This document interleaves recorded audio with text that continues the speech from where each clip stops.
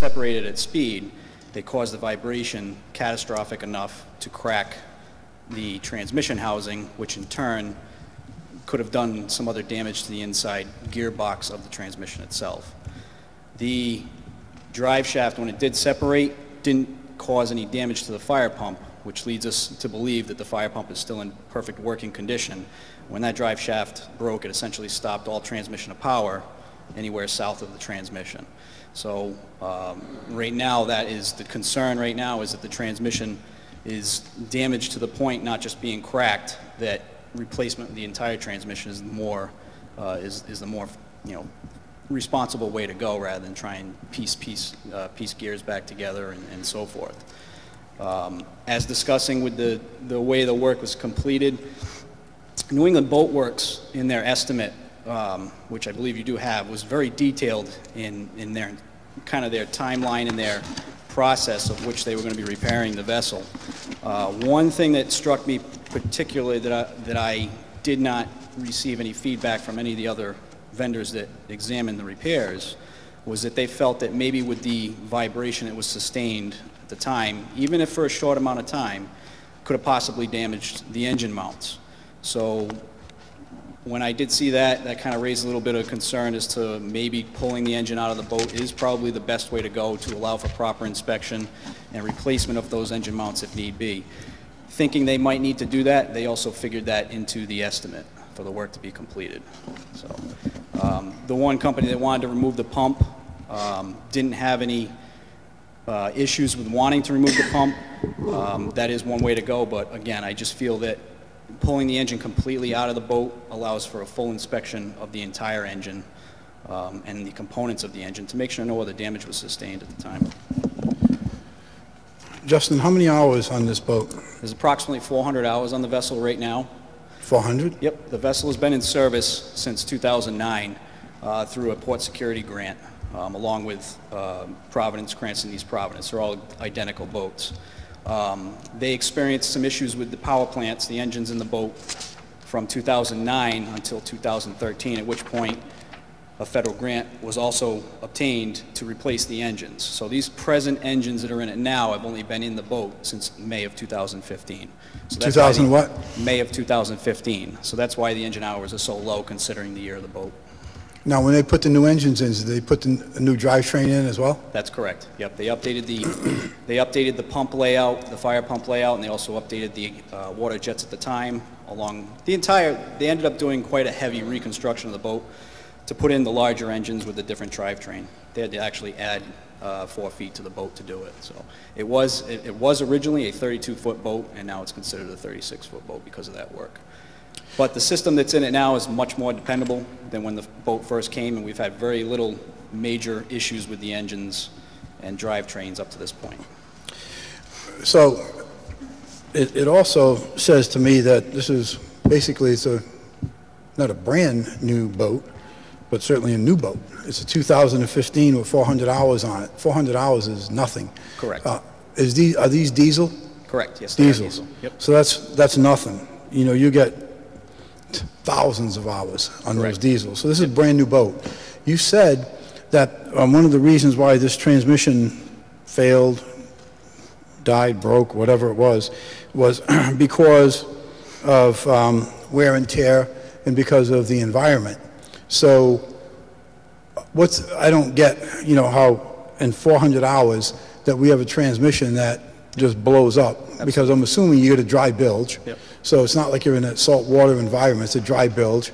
I'm going to assume that they're well maintained and you have 400 hours in them. It's not, those engines in the drivetrain isn't even broken in yet. Correct. So tell me what happened. How did this transmission do this? So the transmission itself had no failure, no mechanical failure whatsoever. There's a drive shaft between the transmission and the fire pump. It connects at 2 points on the fire pump and the transmission with 2 universal joints. The universal joint, which are designed to flex, with the change in, with the engine movement, flexing, it's designed to provide that flex.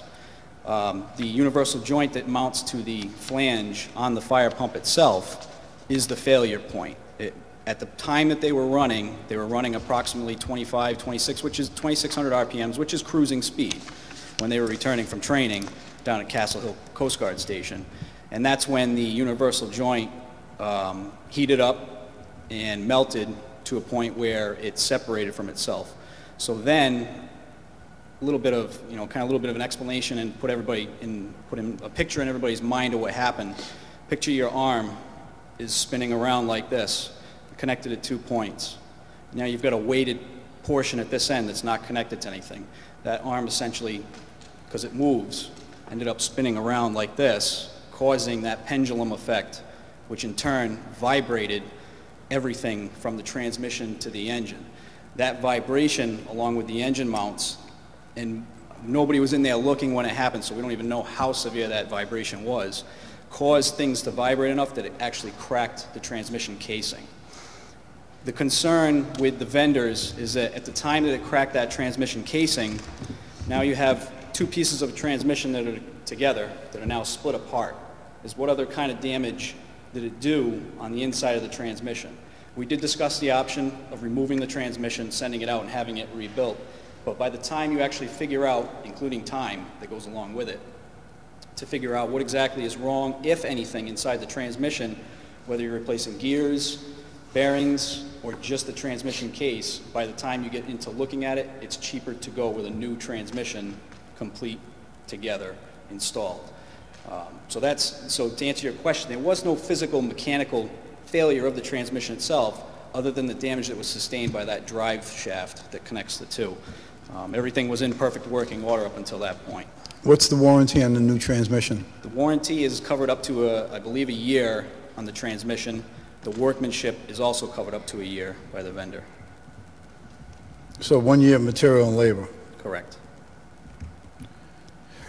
Now you said you were cruising at about 2,600. What's the boat capped at? The boat caps out at 2,900 RPMs. 2,900. Is wide open throttle. Okay. And I want to assume that the manufacturer's recommendation is somewheres of cruising speed 250 RPM below. Correct. Correct. Okay. Yes.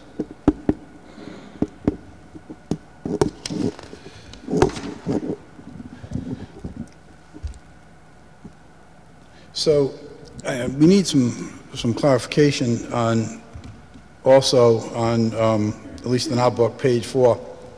It says, State of Rhode Island Emergency Management Agency Statement of Sub-Grant. For clarification, it says federal grant is nothing. And then it says not a federal grant award. What does that mean, Chief?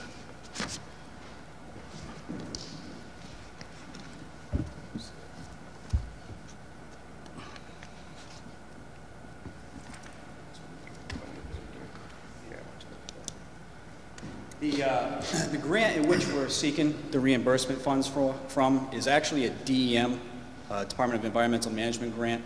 This grant is from monies that are obtained from the oil companies up in the Port of Providence. No, I understand what that is, Yep. but I'm going back to this other document here.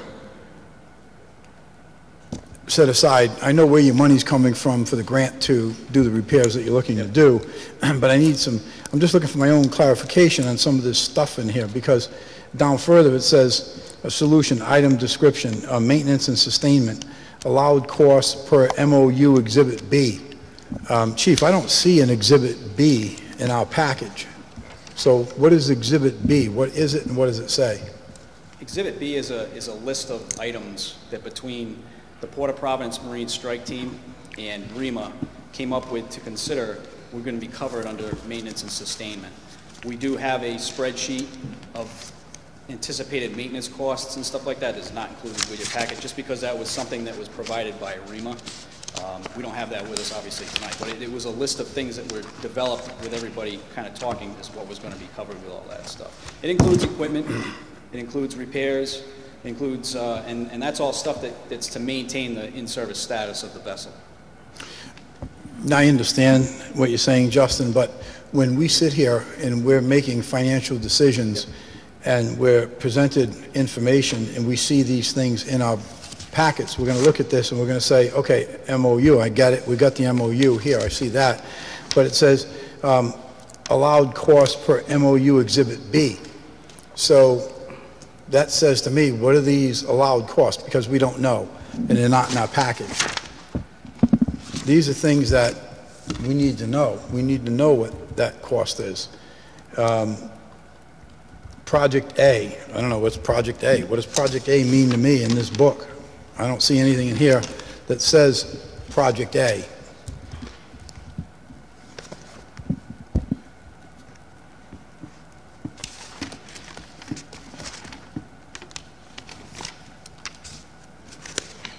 When, and again, these are just all things just for my own edification.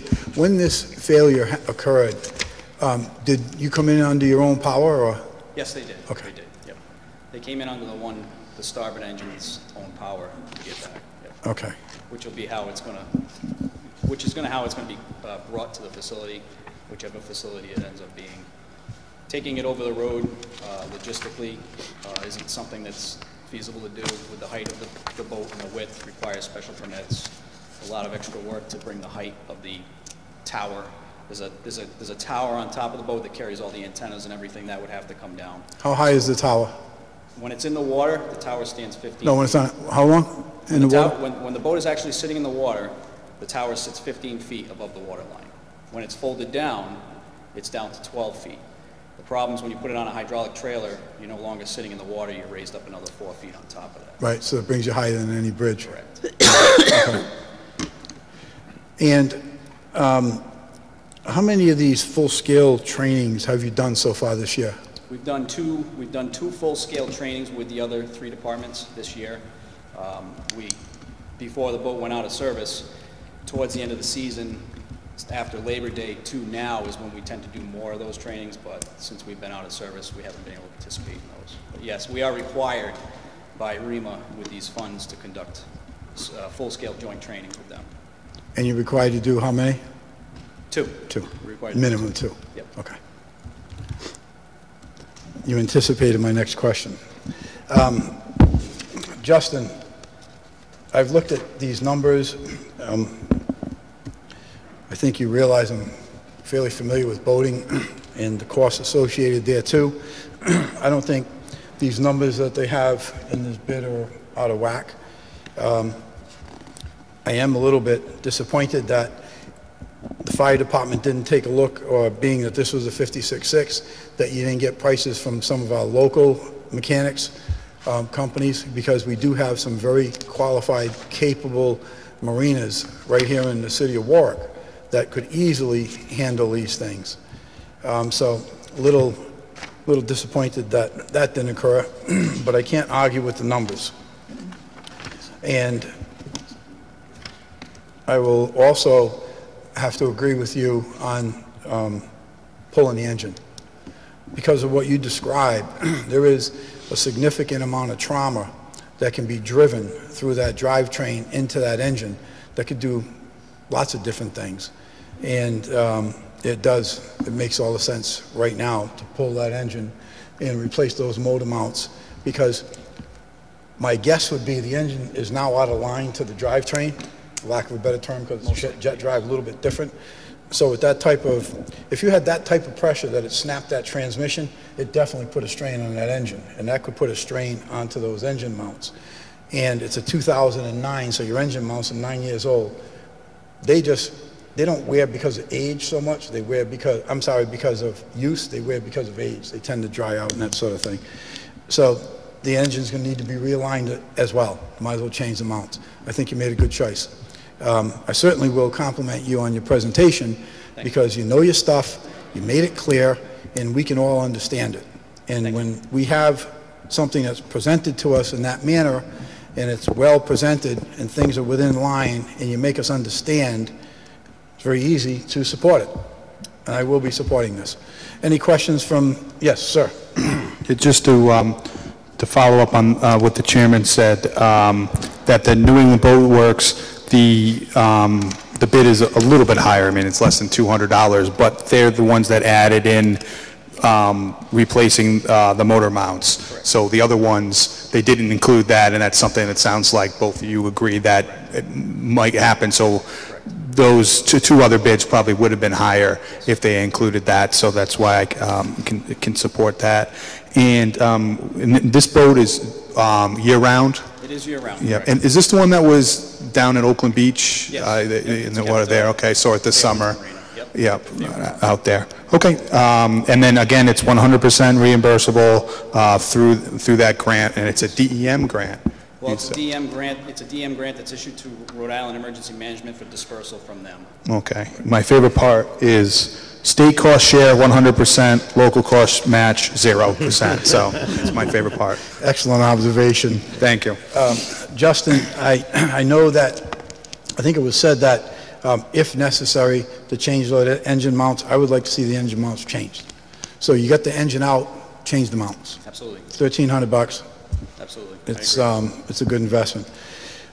Any questions from members of the committee? Any questions from members of the council? Yes, Councilwoman Travis. How long has it been out of service? It's been out of service since just after Labor Day weekend, beginning of September. Labor Day weekend? Yeah. Yes. Now, I know this is the largest of the firefighting boats. How many boats we got? We have a total of 3 boats that we keep in the summer months. Our Marine 6, which is a smaller skiff, open center console style boat, that's generally in the water from roughly May till October, right around that time frame. And then at that point it gets too cold and too unsafe for the members to use out going into the bay. So year round we try and keep 2 boats in the water. It all depends on freezing conditions, at which point if the coves start to freeze, our Marine 2, which is kept up in Patuxent Cove, will come out of the water, and that will leave us with this single boat in the water. Single boat, yeah. Well, now, when you're doing the trading, how many people are actually driving the boat? I have 13 operators right now, presently, for the boat, just because of the complexity of the operation of it, and we have another 16 that are presently in training. Very good, good. Thank you. I do have a question. Thank you. Yes, sure, Councilman. This is just on, if you don't mind, Justin, or private as you have the rank. You have a lot of knowledge. Is this training you went for? Is this something where you were a fireman and when you found out, is this something you applied for, if you don't mind? Like, I've been in boating my whole life. Yeah. Grew up doing it with my family. Back when I first started on the fire department, I had an interest in it here in the fire department. When the boat came in, that's when I really ramped up interest. I've also had other things that I've done in the past where boating has been kind of like a secondary lifestyle for me. I'm very mechanically apt, to a lot of things. I understand things. Boating is kind of my passion. I mean, I guess if you live in Rhode Island here in the Ocean State, Yeah. for most people it is. But I tend to jump right into things when I need to know what they're all about. I do the same thing for being on the line as well. If I'm on a certain truck, it's the same way. I just like to know how everything works inside and out, because if you're out there and you have an issue, you have something that happens, you have to be versed in how to address that safely. You may have people on board that you have to watch out for at the same time. Sure. I do have a captain's license. I have a 100-ton master's license.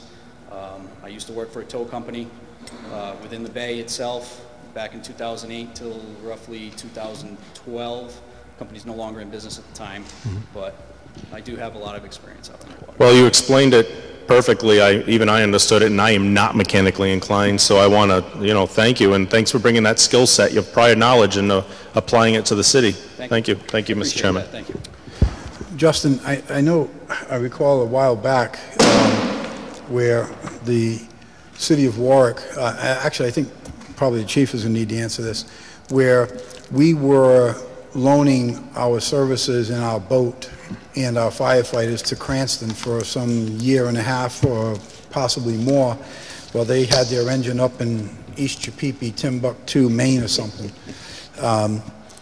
Has this boat also been used for services rendered to the city of Cranston or any other communities? The boat responds statewide through a task force system, mutual aid if needed. It's not needed all the time, but it does respond to other communities if they request it for assistance, yes. Well, Justin, I'll be happy to have a coffee with you anytime. I hope I never have to call for your services. Don't want to hurt your feelings. Hope I never have to see you with that. Thank you. Any questions or comments from members of the public? Hearing none, I need a motion. Move for favorable action. Seconded. We have a motion for favorable, we have a second. All in favor? Aye. Thank you. Thank you, Chairman. I'd also like to thank Justin. We've always been fortunate to have a couple individuals in the fire department with a lot of boat knowledge. It would be in trouble if we didn't, so that's why he's here. Yeah, it was very good. It was good, Chief. Good job. Thank you. Thank you. Okay.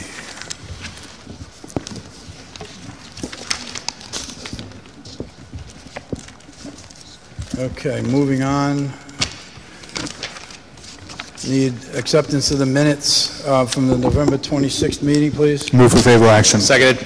We have a motion favorable. We have a second. All in favor? Aye. Aye, thank you. PCR 18618, relative to abatements.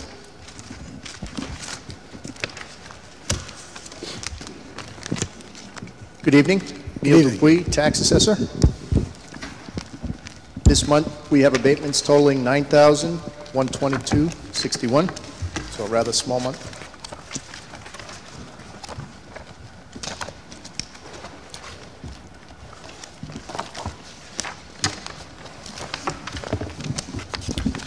Anyone have any questions? Councilman McAllister. I just, the wrong tax town, is that, it just goes that they're in West Warwick and Warwick got it, or? Yeah, so when they registered the vehicle with the Rhode Island DMV, they switched over this year to take the tax count from their license instead of their registration. And there's still a few we're trying to clean up, and these people came in and said, no, I don't live in Warwick, so we transferred them to the proper town. And there was none for the airport this? Correct. There will be one for next month. Okay. Thank you. Welcome. Just to repeat again, too, at one of our previous meetings, we'd asked a question about the repetition of the $415.20 exemption. That's the standard exemption for that particular category. The same thing with the $1,000 exemption. That's also a standard exemption for that particular category. That one is based on income, but yes. Correct. Any other questions from members of the committee? Any questions from members of the council? Any questions from members of the public? Hearing none, need a motion. Move for favorable action. Second. We have a motion for favorable. We have a second. All in favor? Aye. Thank you, sir. PCR 16518, various replacement auto parts. Matthew Salitro, Department of Public Works Director for the City of Warwick. We're asking passage of bid number 2019130B, various replacement auto parts in the amount of $200,000. Okay. For the record, at the last meeting, I had requested the department to provide me with a list of all the vendors that you're working with over time. Correct. And you did so. And there was a pile of them. And I got them all right here. You want to give the mic to Pat, please? Patricia, there's a lot of vendors here on this list of vendors that at least DPW uses. And have all of them been sent RFPs? Have they all been sent a request to bid? I'm not, I don't have the copy of the list that you have, so it's hard to answer, but we do send that bid out to numerous vendors. Okay, so here's a bid, here's a list of bids that, or I should say vendors, that DPW has provided me with, and names of the different contact people, et cetera, phone numbers and so forth, that are on their list. So, That looks like our list, to be okay, honest so with you. all of those people have been sent bid requests? Yes. Okay, for certain. Okay. And how are those bid requests sent? Typically, what happens is when we receive a request for a bid from a department, there's 3 elements of the bid process, and that's the bid itself, the specs, and so forth. The financial part, which we call the pink sheet, which is given authorization for the amounts and everything. And the third item is the vendor list. We have a vendor list from the last time. We then provide them with a copy of it and say, are these the vendors that you want this bid sent to? Is this the updated information, so forth? Is there any vendors you want to add to it? Every year, if it's an annual bid, every year we review that list that way with the department. Once we get it back from the department, we go to send it out. We now go to the 2 websites that the ordinance covered, which I believe Councilman Howe was involved in, with the small business and, off the top of my head, I don't remember it, Secretary of State. At that time, if we come up with other vendors, we add them to the list, and that's the list that's presented to you when the bid goes to in the binder for you.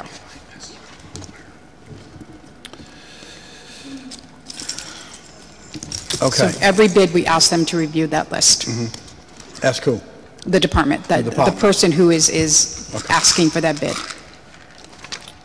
And based on that list, some of them give us email addresses to send it to. Some of them give us mailing addresses to send it to.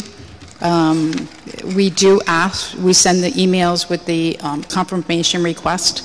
We do print them, but some people, you have the option, as you all know, when you get an email, if you want to confirm it or not. Some people do confirm that they received it, some don't. That doesn't mean they didn't receive it, that just means they didn't confirm it.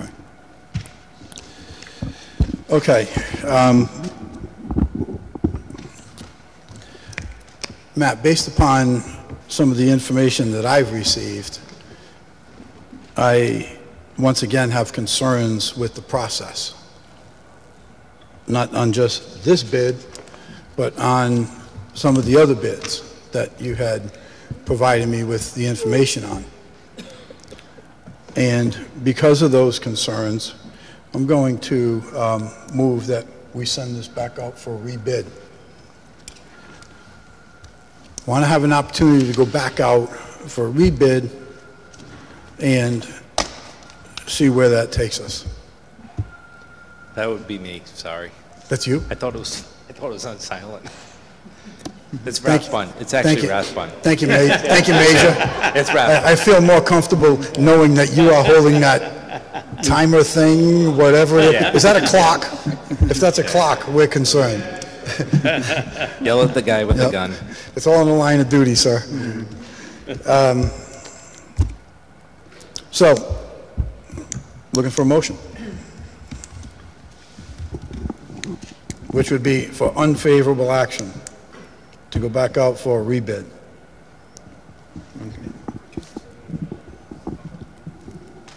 Sorry? Yeah, we can do with that. Any questions from members of the committee? Any questions from members of the council? Any questions from members of the public? Hearing none? Make the motion, so unfavorable, to go back out for bid. Second. We have a motion for unfavorable. We have a second. The request is to go back out for bid.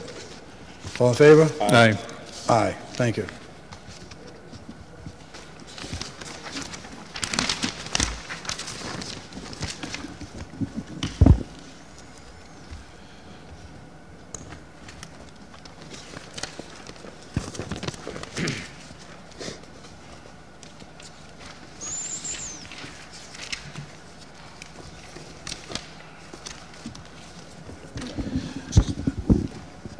We have PCR 170B-18, various pots for sand and salt spreaders. Matt? The department is asking for passage of bid number 2019-131, various pots for sand and salt spreaders in the amount of $12,000. Okay, Matt, this was another issue on looking for the list prices, discounts, et cetera. Correct? Correct. Correct. We had all the discounts here, but we did not have the list prices. So on this one, we had 4 people that did bid. out of, I don't know, maybe 20 or so, and you were recommending Tri-Power, Cap City, and Warwick Industrials, but we were still waiting for the list prices to be put in the binder. So we have done an extension on this contract until December 17th. Our next meeting is December 17th, and that information, those list prices should be in our binder by then, correct? Correct. Any questions from members of the committee? Any questions from members of the council?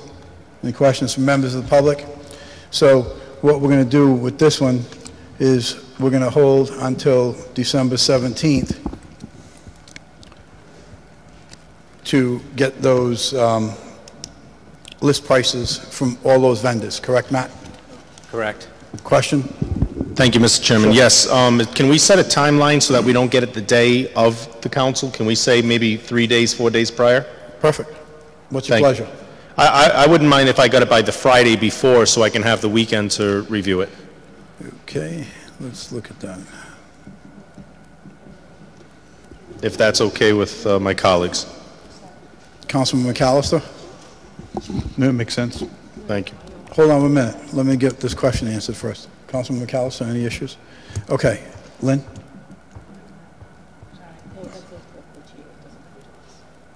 That information?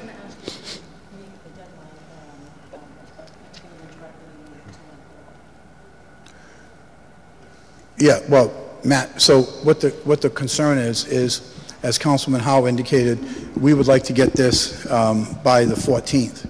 But the binders are coming out, when are the binders coming out? Friday. So you'll need to get that information to the clerk's office by Friday. This Friday?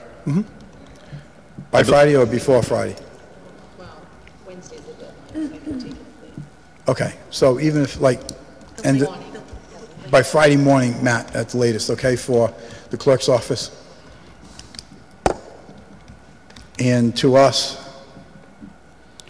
by the 14th.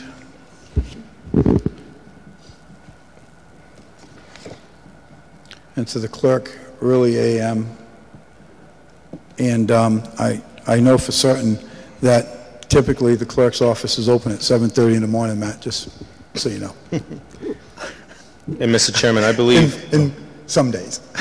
we held this originally from the late September meeting, if I remember correctly. I'm sorry? I apologize, Mr. Chairman. Yes. We held this from the late September meeting? Yes. So, all right, yeah, I feel very comfortable saying by the 7th. And our We've held it. contract extension goes through the 17th, so they'll be fine. Okay, no comments from the public. I need a motion. Motion to hold to December 17th. Seconded. We have a motion to hold. We have a second. All in favor? Aye. Aye. PCR 17518, purchase of tires.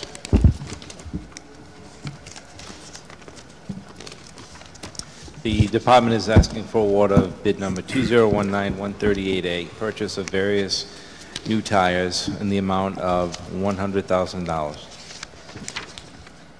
And Matt, also, we had asked for your department to provide us with the list price, with the discount, and with the net price of the tires that you most commonly use.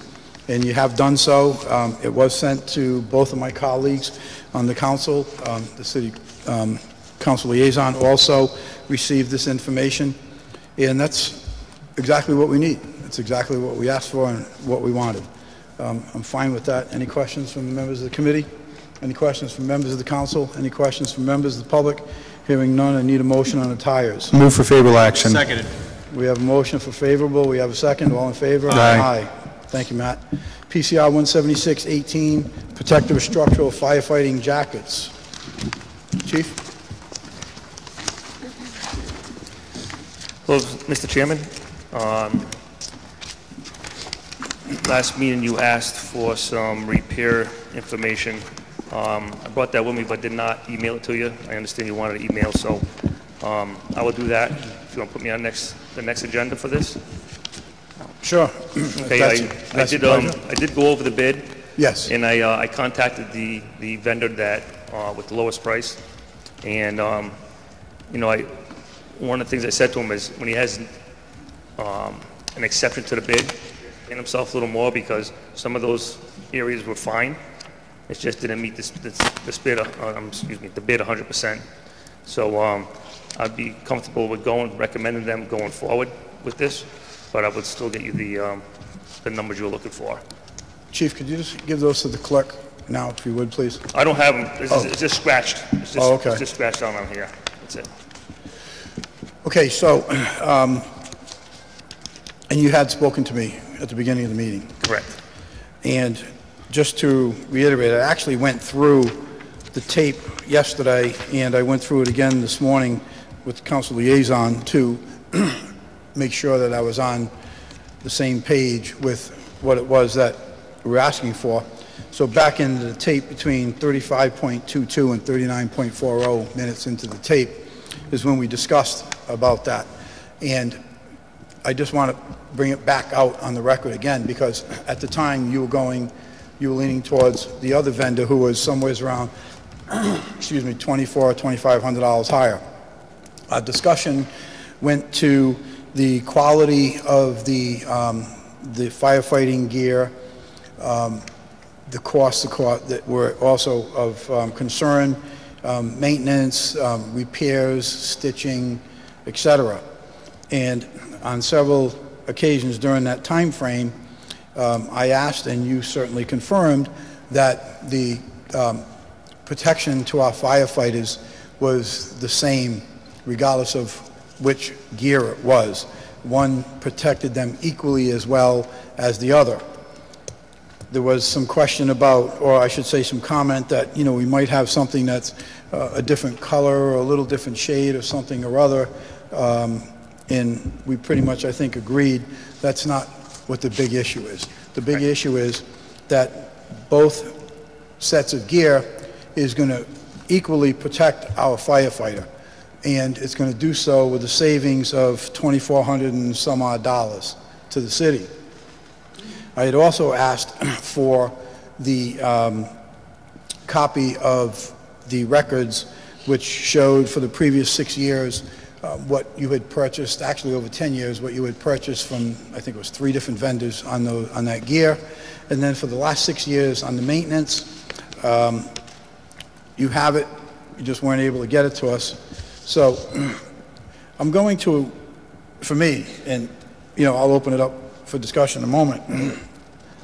I'm going to accept your request to go with the low bidder, and I'm going to accept it because I believe that you are supporting saving the city $2,400 and some odd dollars, that the gear, the gear that our firefighters are going to be using, they're going to be equally protected. Maybe there'll be a difference in color or whatever, and time will tell if there is a little bit more of who needs something sewn or repaired. Correct. Is that fairly accurate? Right. Okay. So some of them could have been numerous repairs, but not expensive repairs, just stuff that has to be done. So. Okay. Okay. You know, Mr. Chairman, also, I'd like to split the bid if I could, because that company did not bid on the protective hoods. Yes, we had actually spoken to that, I believe, that night.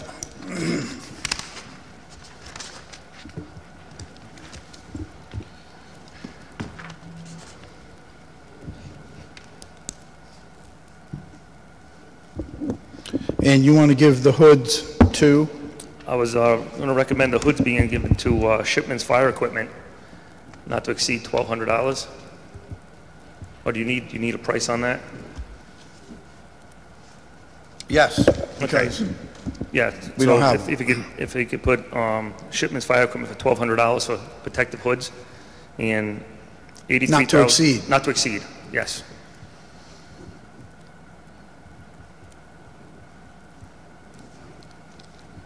What'd you spend on hoods last year?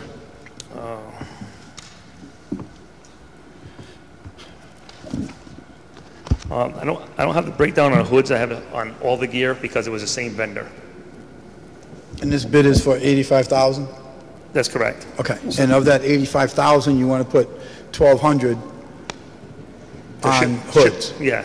ship Okay. fire equipment for hoods. All right, so it'll be 83,800 on the rest of the gear. Correct. Okay.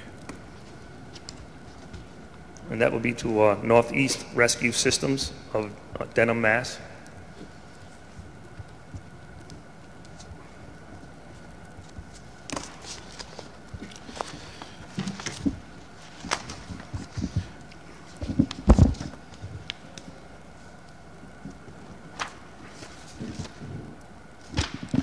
Okay, any questions from members of the committee? Any questions from members of the council? Any questions from members of the public? All right, Chief, thank you for reconsidering this. Thank you for reaching back out to Northeast.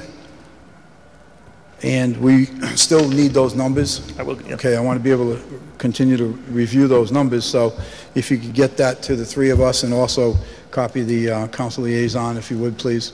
I will. I'm okay with this. So, if you're okay, let me have a motion. We have to give me a PCR, because we're going to amend this. Oh, it already is, sorry. So we need, let's go on the amendment first. The amendment will be to award Northeast Rescue the contract for the gear in the amount of $83,800 and award Shipman for the hoods in the amount of $1,200. That's the amendment. Could I have a motion, please? I make a motion to award to Northeast Rescue $83,800 for the gear, and to award Shipman's Fire Equipment Company in the amount of $1,200 for the hoods. Seconded. Okay, we have an amendment as such. We have a motion, we have a second. All in favor on the amendment? Aye. Aye. Amendment passes. Now I need a motion for PCR 17618 as amended.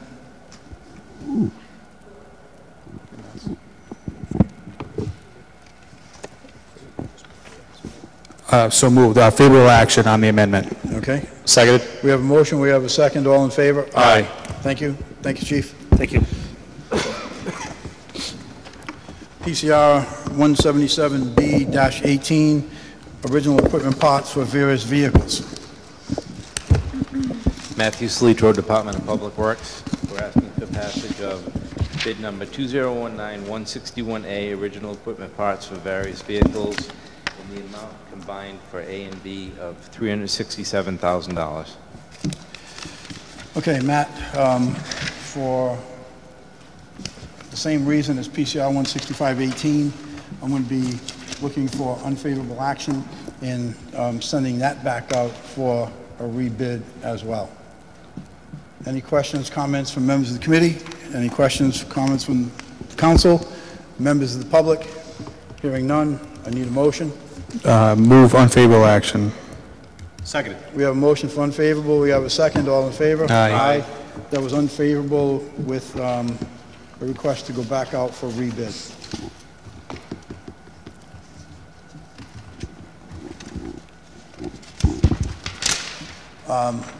Lastly, PCR 178B-18, it's going to be the same situation.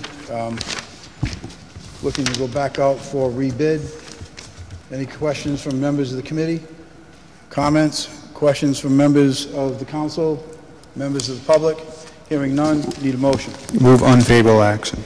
Seconded. We have a motion for unfavorable action with a request to rebid. We have a second. All in favor? Aye. Thank you. The Finance Committee of the Warwick City Council is adjourned at 6:01.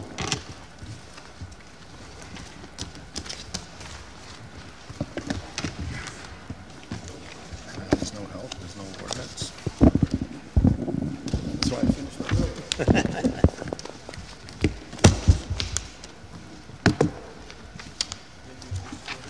Nope. Nothing on ordinance or HEW.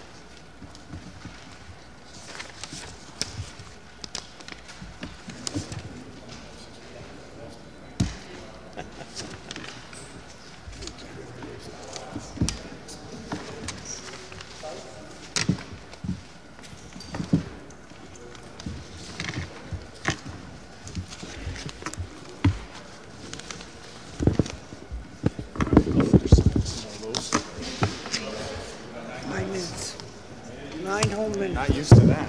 And we can take a nap after. Got a nice note from the chopsticks thing for Yeah.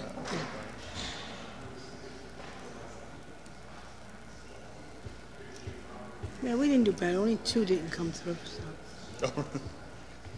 That'd be good. Better than I thought, I guess.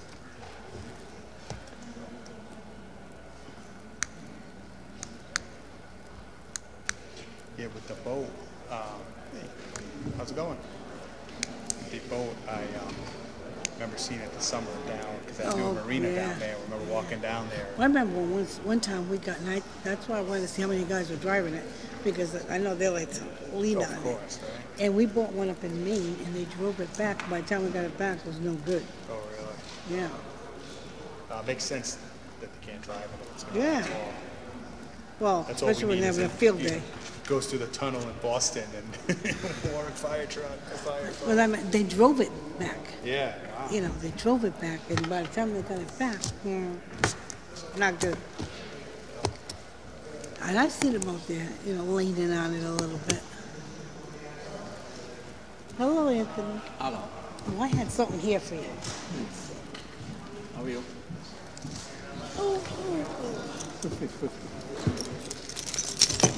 I think I put it in here so I wouldn't forget. That's why. This was like my old notes, but I crossed off stuff because when you went away. I'd Hi. like you to introduce you to James Scott, the new Parks and Rec.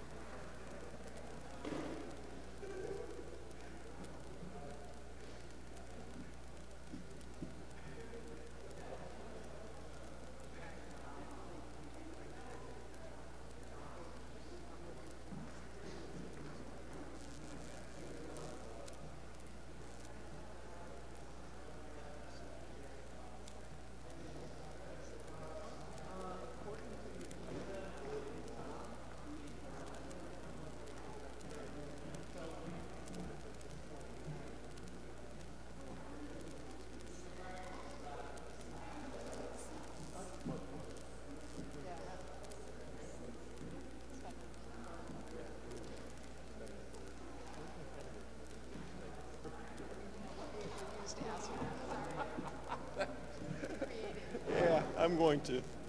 All right. Thank you, Pat.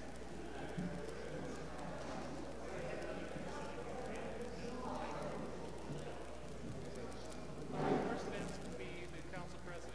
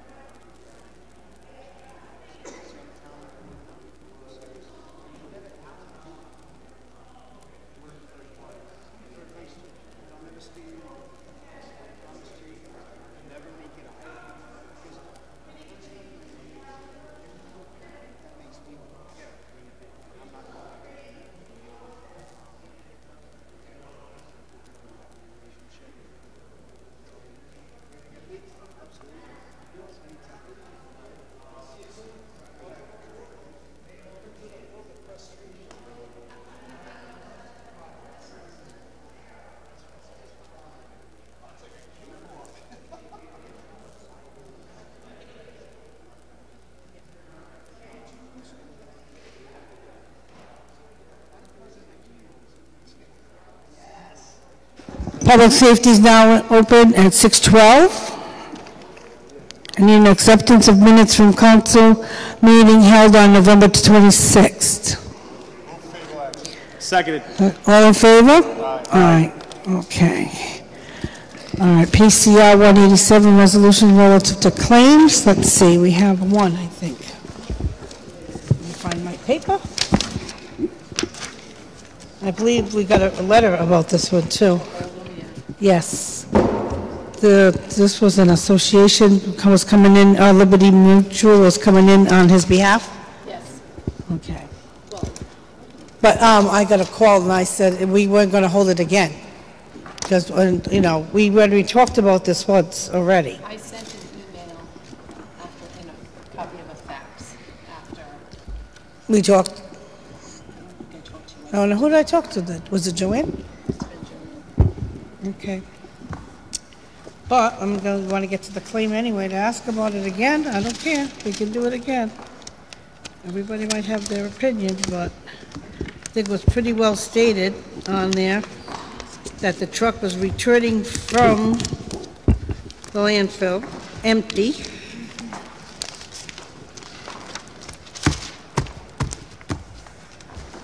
Okay.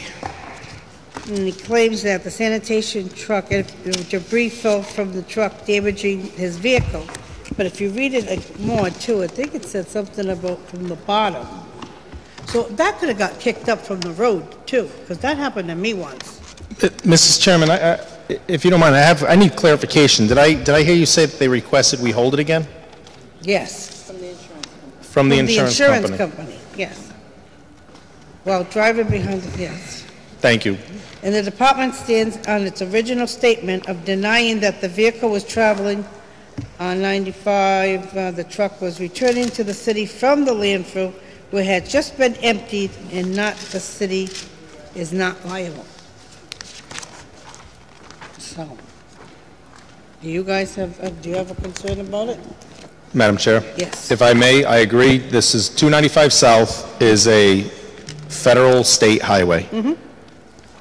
The truck is coming back from dropping off its debris. Right.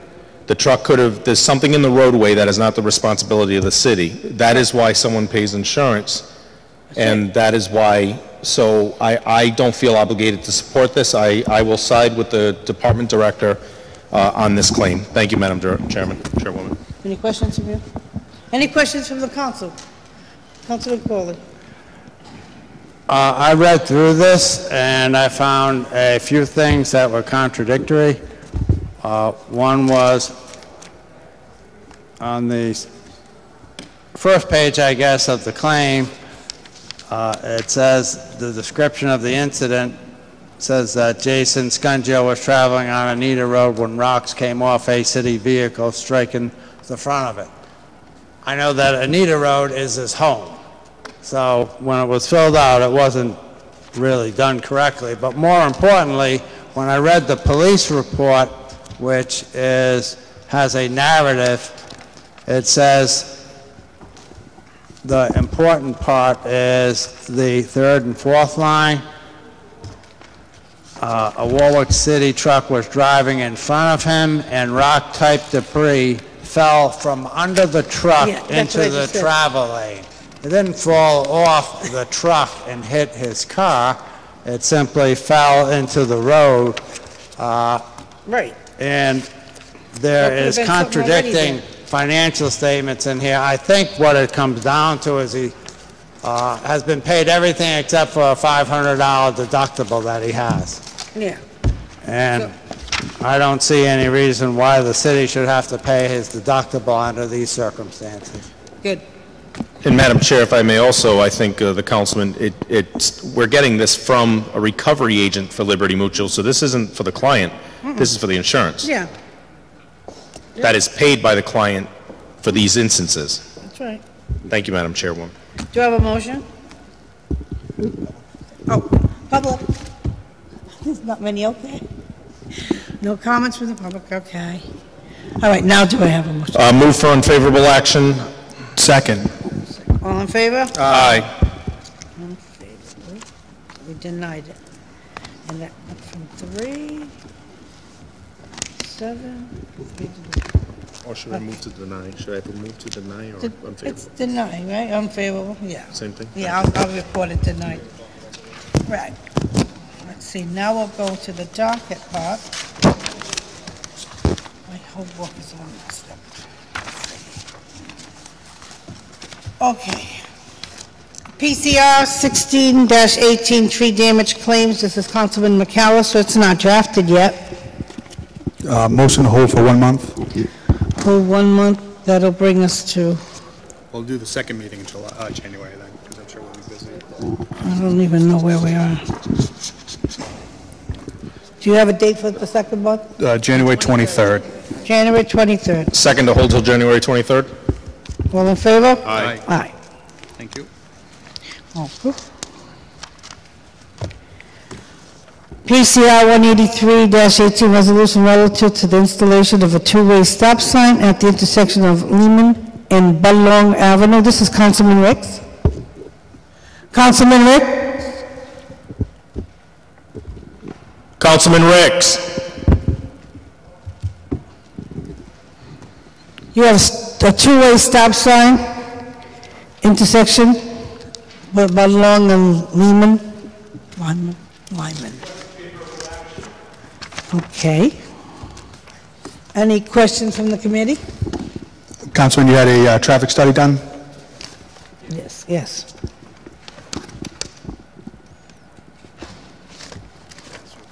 Traffic study came back favorable as to adding the 2 stop signs facing each direction of Lyman as opposed to facing on Budlong.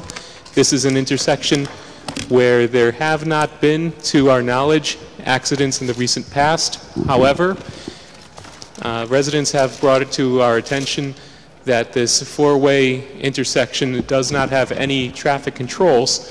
So, should someone unfamiliar with the intersection be moving along Lyman in either direction and not realize that Budlong does not have a stop sign, they would not necessarily know that they should be the ones to stop. Okay, any questions from the committee? Any questions from the council? Any questions from the public? Do I have a motion? Move for favorable action. Second. All in favor? Aye. PCR 184-18 resolution relevant to the installation of a 3-way stop sign at the intersection of Elm Street and Outlet Avenue. Councilman Ricks.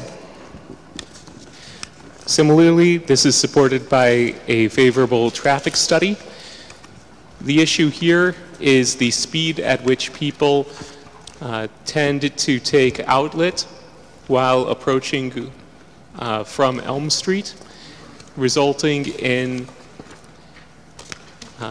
people approaching a couple of houses, their driveways, at a heightened speed and not being aware of those driveway locations, creating a risk as people pull out of their driveways onto the street. Very good. Do I have a motion? Any questions, from the council? Committee? Council? Any questions from the public? Do I have a motion? Move for favorable action. Second. All in favor? Aye. Public safety is closed. 6:20. Thank you.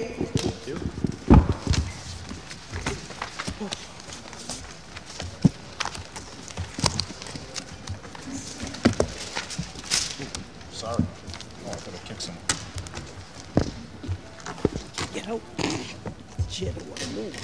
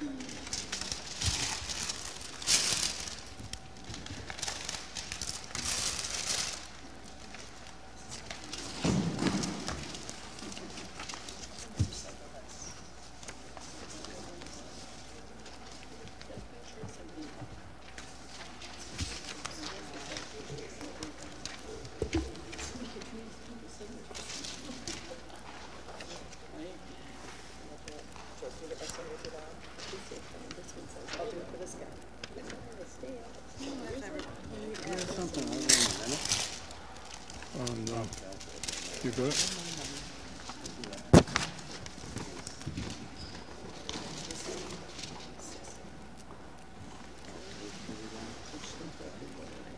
This doesn't look like this one we held. No, I think we held this one until January 23rd. You might ask, oh, I don't know. I don't know why they held it.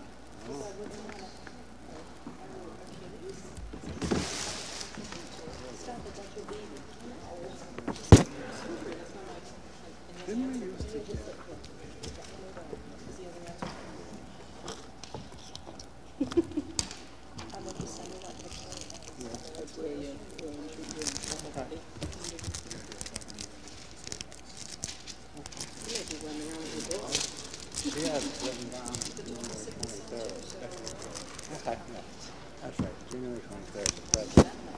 We're going to have a joint meeting with representatives and senators. Oh, okay. Okay.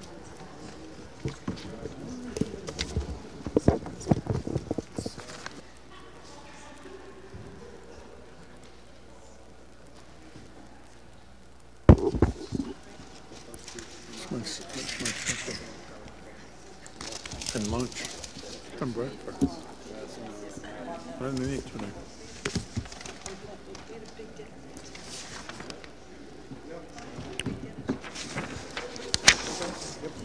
Okay. I call the Intergovernmental Committee at 6:25. First, I'm looking for acceptance of the minutes of the November 26th meeting. I would move that we accept the minutes of the November 26th meeting. Second. It's been moved in second. All in favor? Aye. Aye. Thank you. Number one is PCR 153-18, a resolution requesting that the Department of Public Works study abandonment of a portion of K Street. Councilman Ricks. Request that the matter be held until the next council meeting on December 17th. Okay, there's been a request by the sponsor to hold to... I would move that we hold it until December 17th. Do we have a second? Second. All in favor? Aye. Thank you. Next up is PCR 154-18 Sub A, a resolution regarding airport air quality. There's a number of us that are co-sponsors on this. I believe we have received a request for some additional people would like to come and speak and meet on this. So I'm looking to hold this to the second meeting in January, which would be January 23rd. I would move that we hold it to January 23rd. Second. It's been moved and seconded. All those in favor? Aye. Aye. Thank you very much. And that is intergovernmental closes at 6:27. Why is that thing just sitting there? Everyone signed it.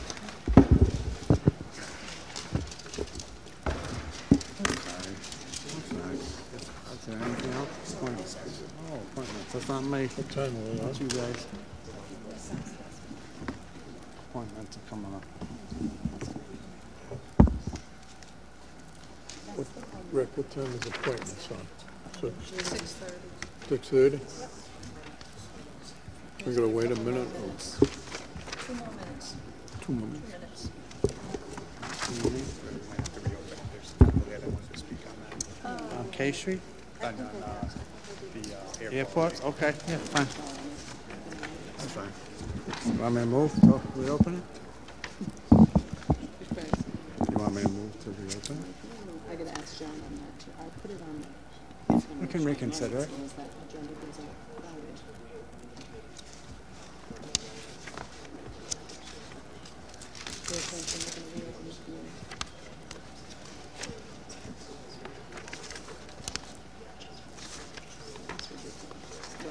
Okay.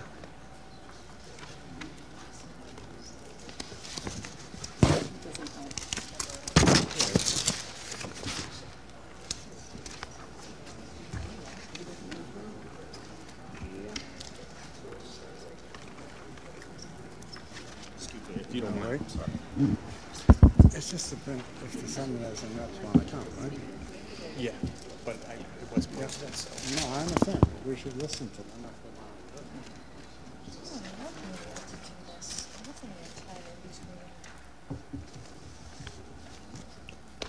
Yeah.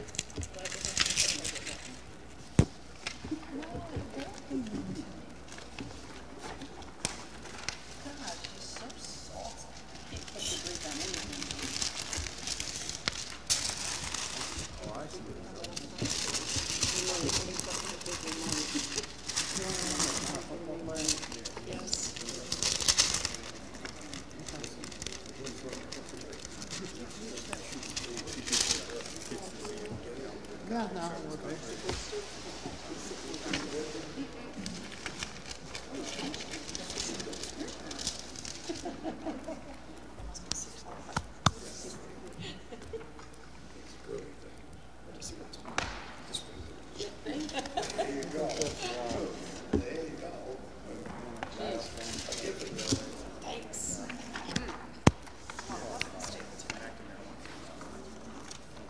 You ready? Appointments. No, I'm waiting to see if there's a couple of people here that were here for the airport. Oh, they want to speak? Maybe, we'll see. I thought we continued it. Yeah, but we'll let them speak if they because they're here and they look like they're older than me. Did you sign your name 58 times? Yeah, I do. Nope, I'm not going to do it. Okay.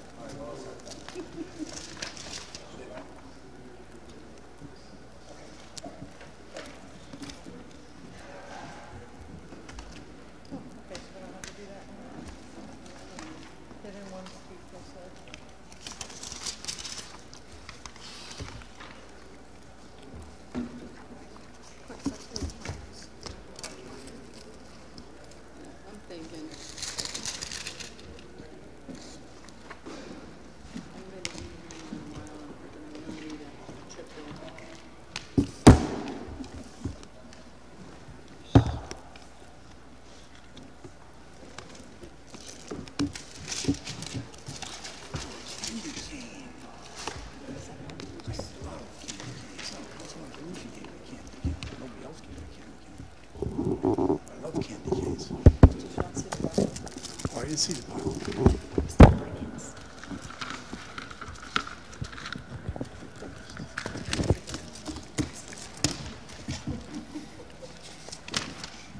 You all set?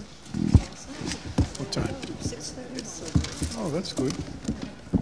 6:30. You all set? Appointments Committee in session at 6:32. Acceptance of minutes from the committee meeting held on November 14th, 2018. Move favorable action. Second. Move favorable action by Councilman McAllister, second by Councilman Lattice. All in favor? Aye. Minutes stand approved. Appointments requiring confirmation to the Board of Assessment Review. Christopher J. Stevenson, 474 Warwick Neck Avenue, Warwick, replacing Glenn Whitehead, Ward 5, term to expire January 1, 2021.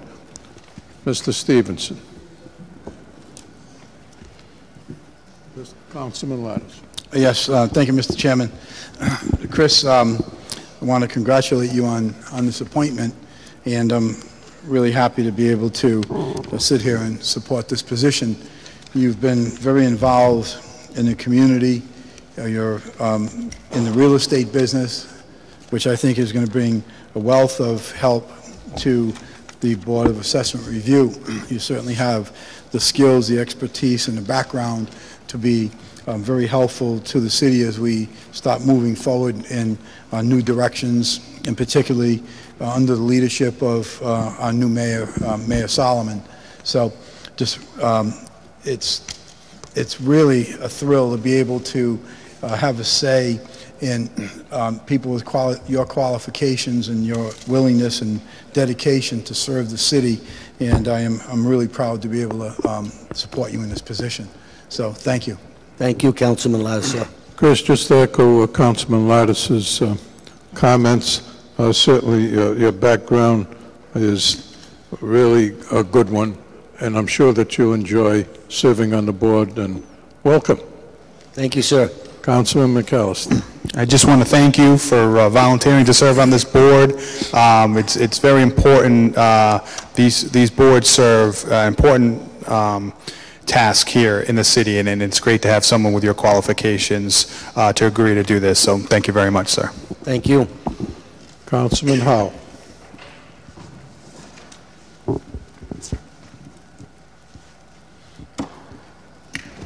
Thank you very much. I also want to say thank you for serving on this board, and your service to the city is greatly needed, greatly appreciated, and we look forward to working with you in the future. Thank you.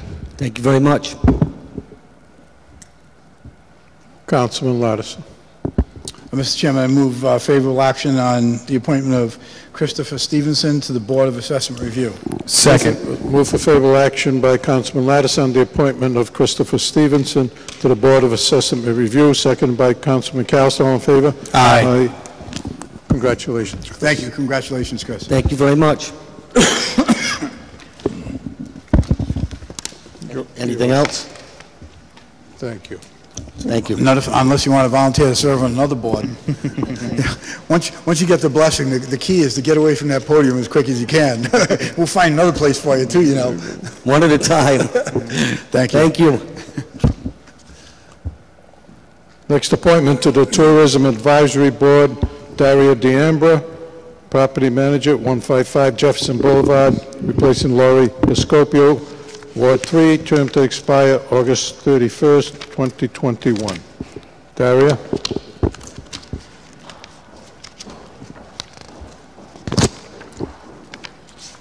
Hi, I'm Daria. I haven't met really any of you before, but I'm really excited about this opportunity, and I think I have a lot to offer. My experience is different from a lot of the things that you guys do, but I think that together we can really work on some things to better what is already going on. Do you have You're any related to questions? the great Mike D'Ambra. That's my father. Yeah. Questions from committee? Councilman Lattice. Thank you, Mr. Chair. Dario, again, I want to thank you for your willingness to volunteer and serve on this board. This is an extremely important board, as they all are, and I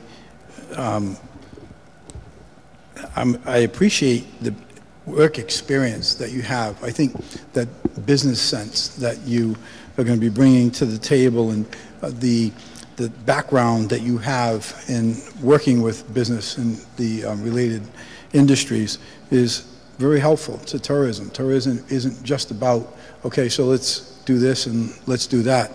It's about salesmanship, it's about presentation, it's about knowing what to offer, when to offer it, and how to attract people and businesses into our community. And it's great. I'm glad to see you volunteering to do that. Thank you. Thank you very much. Councilman McAllister. Thank you, and again, I just want to echo what Councilman Lattice has said. Thank you very much for stepping up and becoming involved here. It's nice to get some young people involved as well. Councilman Lattiser is going to be the oldest person on the council come January, so it's good to have some young people around to keep him sharp. So thank you very much. Councilman Howell. Councilman Lattiser. I do have a point of clarification for Councilman McAllister, but I will do that later for you. And Daria, I just noticed, and you probably have already realized that there are certainly some of us on this council could absolutely use your experience in applied psychology. I noticed that on your resume. So don't go too far. Thank you. I'll be here till Councilman August Lattiser will be the 2021. first candidate. Councilman Howell.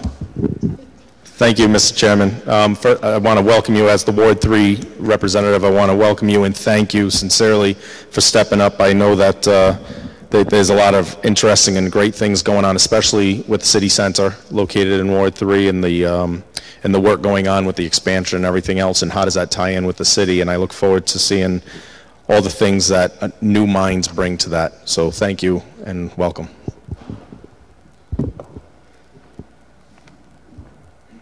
Just to add to the comments of my colleagues, Daria, you're probably aware that serving on this Tourism Advisory Board, you're going to be doing a lot of consulting and discussion with the section of the city that's responsible for 35% of the tax base for the whole city, and that's Ward 8. For action, Councilman Lattiser. Thank you, Mr. Chairman. Councilman, in the largest part of the city, that 40%, whatever it is. Make a motion for favorable action on the appointment of Daria D'Ambra to the Tourism Committee. Second. Move for favorable action by Councilman Lattiser, the appointment of Daria D'Ambra to Tourism Advisory Board. Second by Councilman McAllister. All in favor? Aye. Aye. Congratulations, Daria. Thank you very much. Thank you all very much.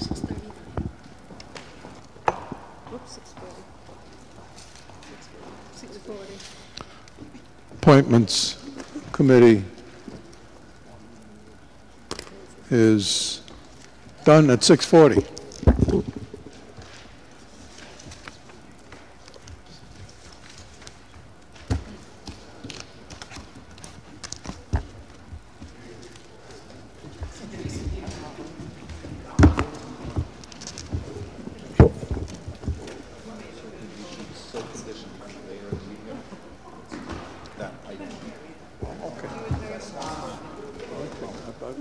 This is the time that my body's using.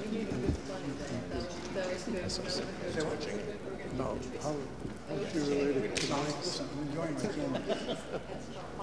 Absolutely, my favorite. Enjoying my candy. Well, she worked for him.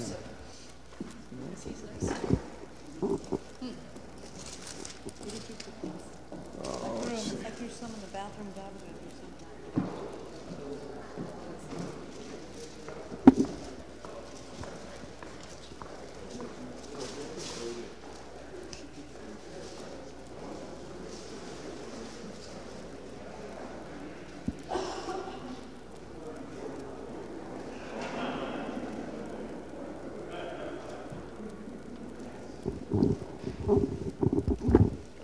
Quite the Amber's daughter. Yeah. The resume is impressive. Yes. She graduated a year after me. I always have to remind our colleagues that we got more than a third of the tax base, 35, probably 36% of the whole city now. Hey, go we go. Yeah. Sonic, I guess, opened. I haven't been there. Yeah. Cumberland is in progress. The lady that is the owner of that piece that where Cumberland's going to the mall. And I know her, I just didn't realize that the story broke yesterday. But it was her husband on 146. You got hit? No, he slumped over the steering wheel in the car. And a young man, 28 years old, broke into the car and saved his life. That was her husband. And I was going to call her, but I said, no, what I said. glad your husband didn't die? Yeah, something like that. That's why I didn't do it today. Yeah, she came to the council, it had to be almost a year ago. She owned a piece in the front. She bought Gentleman's Farms restaurant from Joe Trillo for $500,000. She bought Stevens Hair Salon for $300,000. And the other hairdresser said, oh, well, she was holding her up because she was the corner small piece. She got $300,000. And we passed it, and the doctor up on Sewell Street, who I've never met, sent the lawyer in, objected. So I said, send a message back. You can't appeal a council decision. It's legislative. It's not zoning. Next thing I hear, she got together with him and gave him $210,000. Wow, generous of him. And you don't get millions in the kitchen stuff. So that's about it. You see the ground breaking and et cetera. Fat Belly's now is closed. I don't know.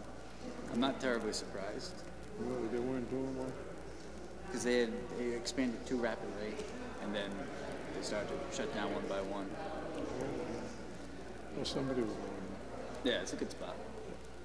It's great for nights, especially towards the weekend, because inevitably you have spillover from all the other restaurants. Oh, Joanne called about traffic study one. I said, just do it.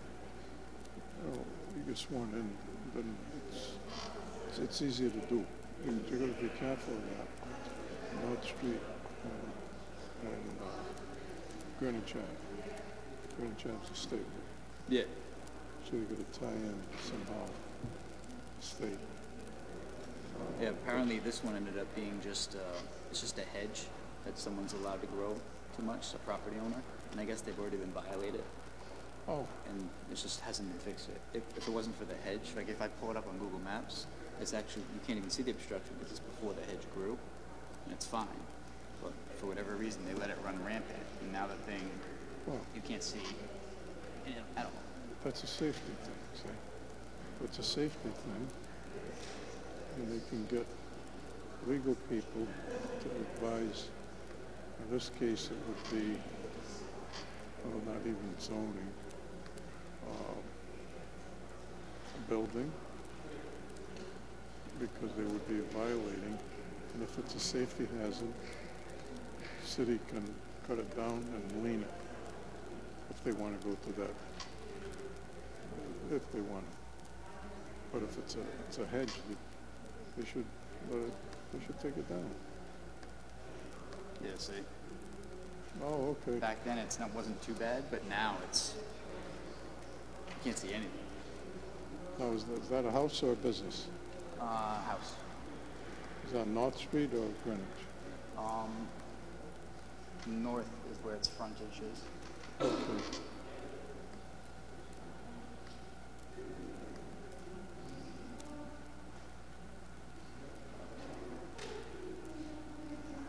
Massive property. No, what did they want on Sophia again? Sewers, but it's a gap project. Just one person mentioned. It's not like the whole neighborhood was like sewers, just one person. I'm gonna try. I might be at work. Either way, I won't have Troy. Oh, you won't? Oh, I told you. I mean, Ava, you might have him. Because that means I'm going to spin around on the thing. I said, would you get somebody else to ride around with her? Did Tina ever get better, by the way? She scared me the other day. So. What, you mean her kidney? Yeah. What? Right now, she got that brain injury. It was December 1st was 4 years when she got hit by that. TBI? Traumatic brain injury? Yeah. Yeah, we have a client like that. She'll have symptoms from that. Okay, you know what happened too? And this is a whole different issue. And I still haven't got, we haven't got anything with that. Her bag never even came Never deployed? No. It seems like a problem. We're not on again, huh? I got yelled at for having it on. Yeah. How long ago was it? You said 4 4 years? We wrote to them. Yeah, we told them. I mean, we haven't heard anything. Might be out of time to do anything. Probably not. Maybe we're not going to put that. We're working on getting something. It's scary because sometimes she's talking to you, the next minute you don't know, she don't remember what she said. Yeah. TBI is bad. Yeah, but it was one block away from the house. She stopped at, you know, the Sam's Inn? She stopped there so the lady had a blinker on. So she stops, and the lady went head into it. Never turned, just full ball. Full ball. And she went and she hit this side of her head on the black one, knocked it right out. Yeah. So they took when we could hear it, it was one block away from the house. I said, oh my God, rescue her gun. Never thinking she won't hit. Then get it got glass. So now we're big. And they said, listen, the young lady went to Kent County where we took Tina to go out. I said, why? She goes, no, her eyes didn't look good. She was not completely out. So she couldn't go back. Oh, wow. Did they do the proper treatment after? Because the TBI symptom shouldn't be lasting. I don't know. She got demons up in the hand too, and they didn't do this. I don't know. It's so disgusting. Then they gave her she had a specialist or something, and then that lady disappeared. She closed up her place. Because what happened to our client is our client got into a bad accident, but her symptoms were so bad years later, and it took one random medical provider to point out, like, just so you know, the reason why you're not getting better. Things, but then those like I said, two of them. One was therapist, and one was whatever. They're gone. They moved. Yeah, she needs to have it until it's better. Otherwise, it's not going to get better. It's awful. Because that's what happened to ours. Ours is never going to get better because she's never had the therapy she needs. I want to learn more about it. I gotta learn more. Ask me or my father, because we have been forced to become experts on it because of our client. Yeah, I better start reading up more on it too. I gotta. There's a surprising large amount to it. And the scary part is a lot of medical providers don't seem to know. I know. I'm so tired of her saying, well, you don't understand. I understand it's not good. Yeah. I'm not thinking that it's an excuse. It's not good. Messes with cognition, memory, understanding. The last, she got that little fender bent. Well, little fender. It wasn't a little. Thank God it was nobody else. It was just her in the pole. But she took a seizure. It's scary. She ever had one before? No. No, she never did. That's why I got really scared. And last night, actually, now she's getting on. I'm thinking, no. But, she said she's going to be home at a certain time. And I know it's not my business where she's going, but I know she had a little party to go to. And we can't drink, don't forget. She don't drink anyway. You figure out a party, and you might have one drink. But then I'm afraid, I don't know until I set her off, She didn't have nothing to drink.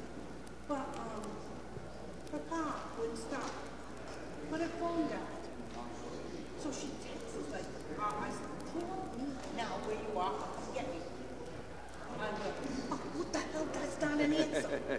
So it's more like, I'm going to kill her. So I even text her, I think it's on there, if you don't call me, I'm sending the cops to me.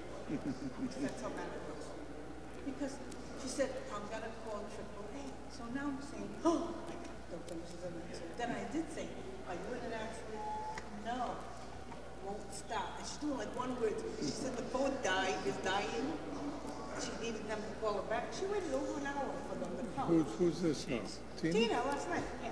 Oh. Just to jump on. And my husband freaked out. Because we bought a AAA, right?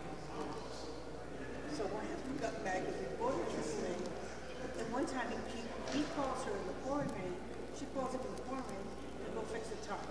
So he says to her, what the hell do you think I bought the AAA? She said tonight, last night, when we needed her to call us, because we would have just jumped up, she doesn't call us, she called AAA. Oh my God, I'm going to kill you. She's going to kill me. But she's okay? Yeah, very much don't feel good. She's supposed to go to Norway. Because, Carl Norway? No. He put Tim and I, that was last year, put Scott at Producer. He put Gary from Citizen Police. He put me, and he put Tina on the executive board for the leadership. It's tonight. Well,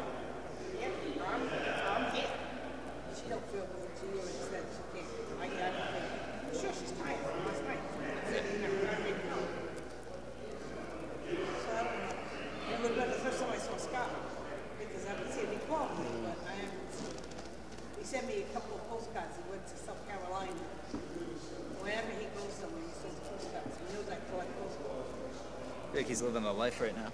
Yeah, I said, I had a wonderful Thanksgiving. Nice and peaceful. I said, I can't wait to see when I have a snowstorm. I bet you're going to be real peaceful. Yeah. Whoever owns this property, it's massive. It's almost like two properties on the corner of Greenwich and North. Oh, yeah.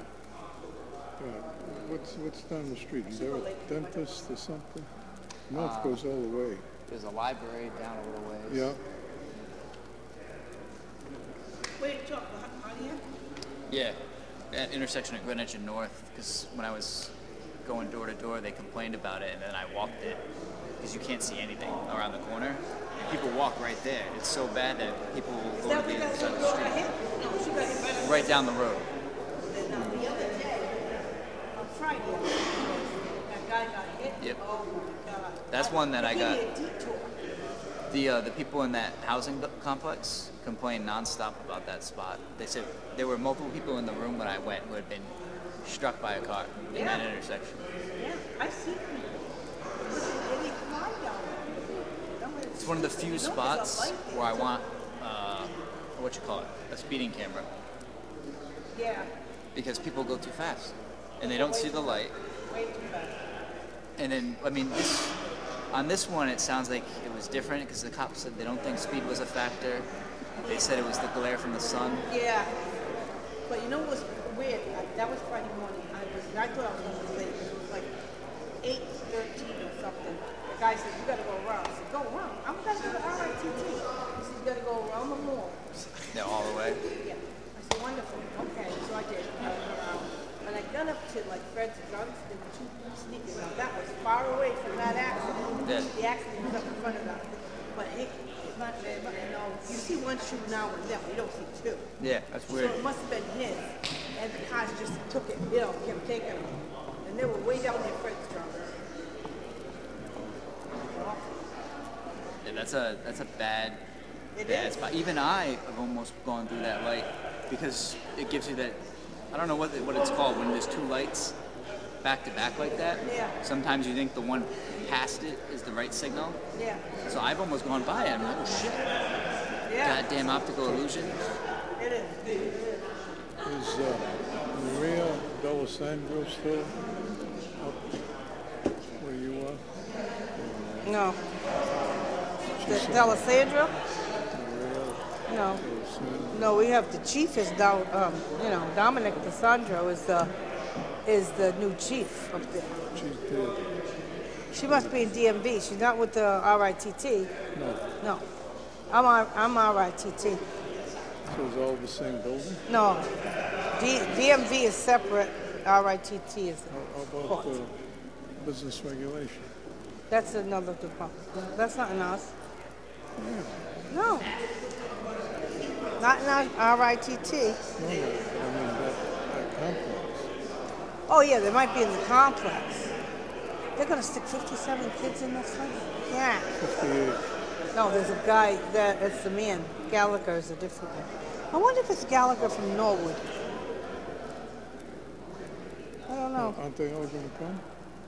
They'll probably all come. Yeah, you got 58. Wonderful. So with Greenwich Ave, do we still just do a traffic study and then do extra stuff, or do we go to the state first? Let the local go to the state.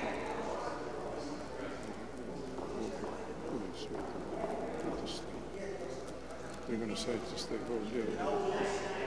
It's impacted by North Street, which is ours.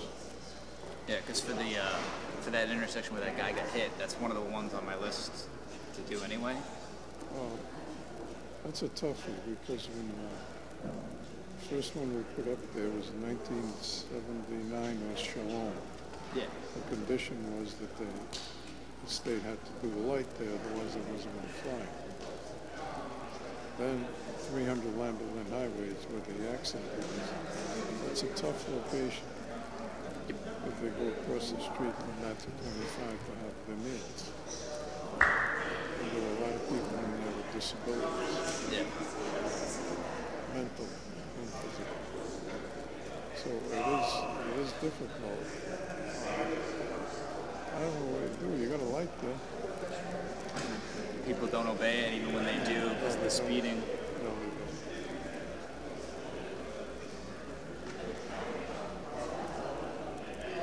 But Pontiac Village gets more community development funds than any other organization in the city. Yeah. We got, what they got there? Appomattox, the brewery, is that the mini brewery? I think that they call it Appomattox. I think it did open.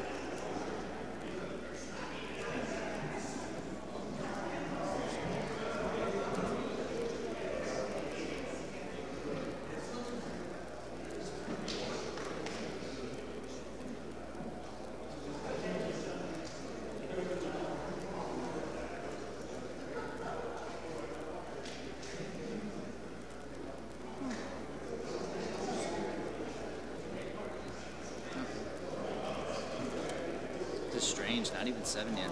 About to be. I'm gonna go to sleep. You wake me up for this time. Like 30 seconds. Is it really? Oh, where's the rest of it? No. Oh, right. My hand right beside me. 6:15.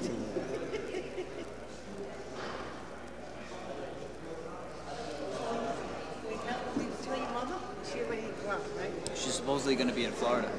She's not coming up? Not that I know of. It's the 8th, and it's going to be at the 12th. Where's it going to be? Did I put that in here? No, it's not finalized yet. Matter of fact, she's up there. When is she going to come tell me? We go to the ball.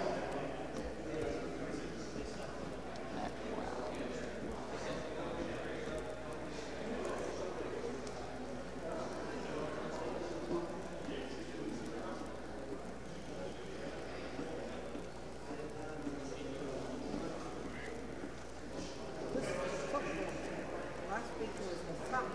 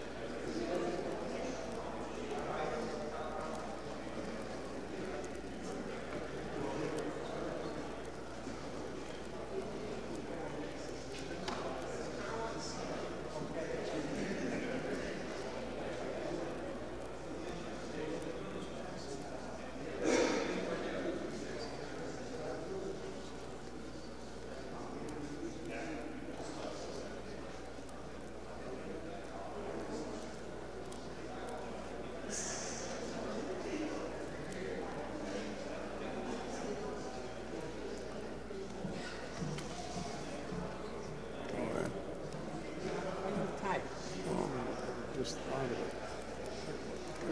I got AGE. Who does your appointments now? Courtney? You scheduling? No. Like Godchild and Murphy. I think they want to come in to see you. So they said who to call. I said, I think it was who they said it would go. Beverly or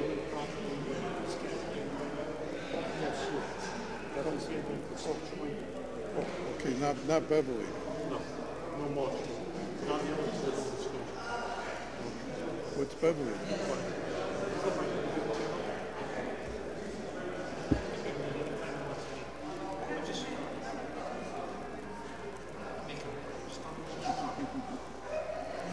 Oh, you're going to ask Marola.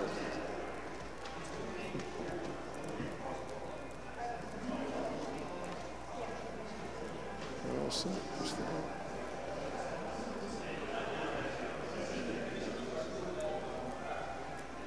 We've got 58 of them.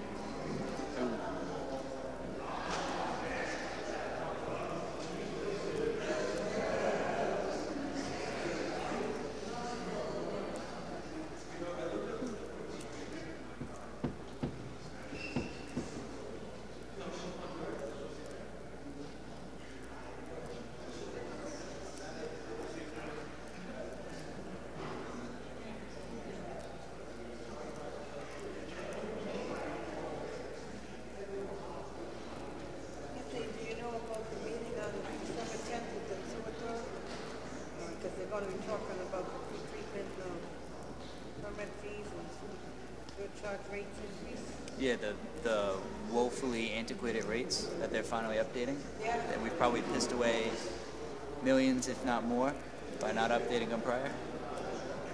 It's real bad.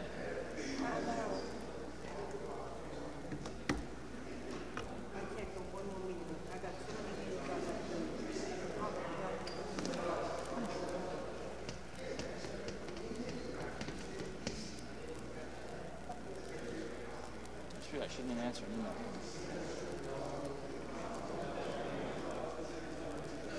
What's your name?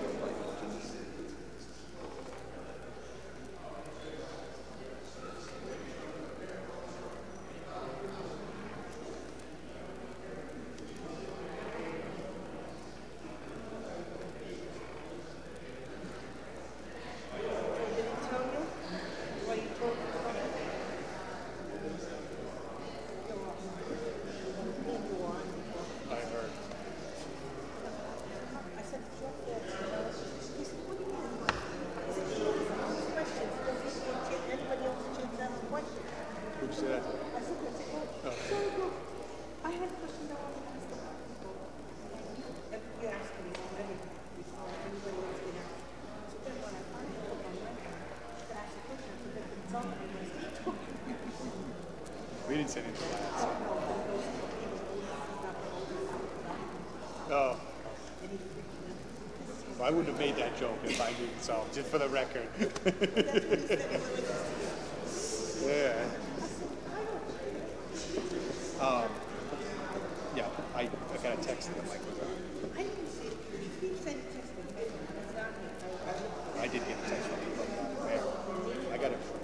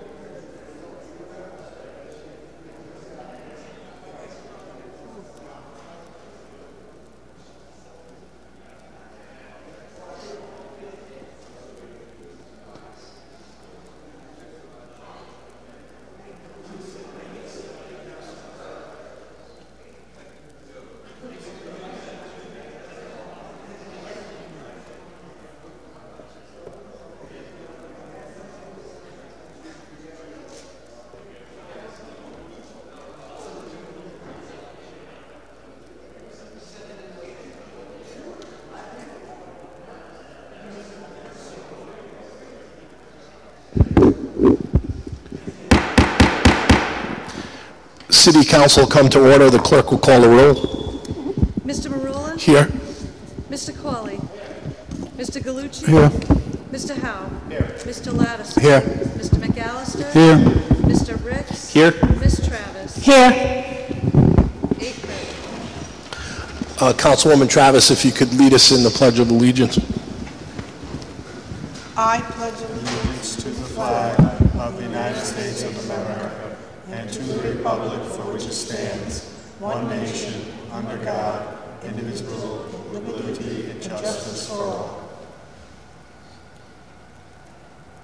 Oh, say, can you see by the dawn's early light what so proudly we hailed at the twilight's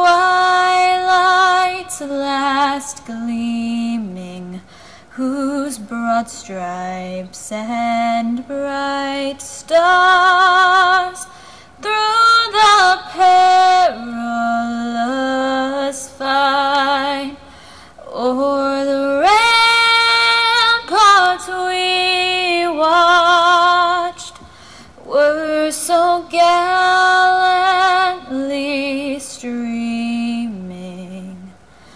and our rockets red glare, the bombs bursting in air, gave proof through the night that our flag was still there. Oh, say, does that star-spangled banner yet wave o'er the land of the free and the home of the brave?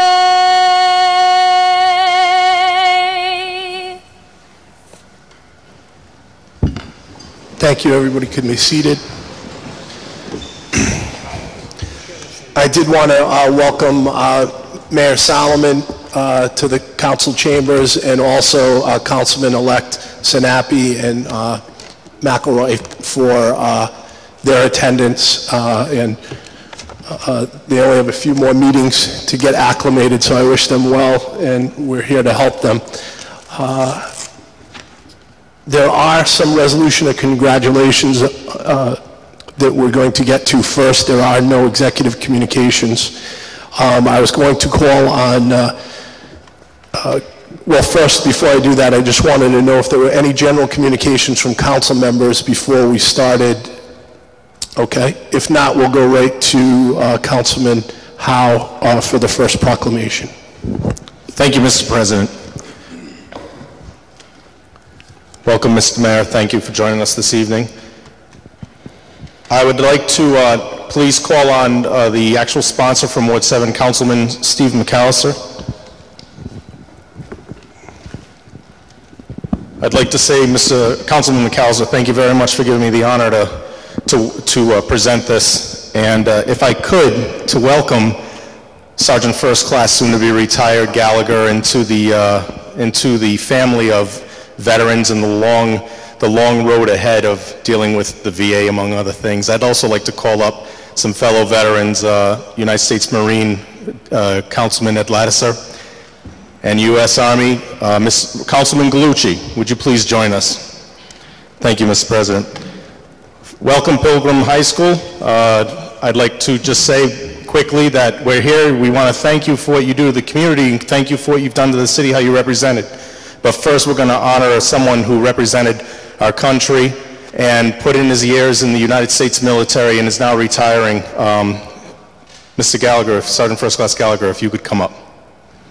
Or post. Councilman. Oh, I'll read it first. I apologize.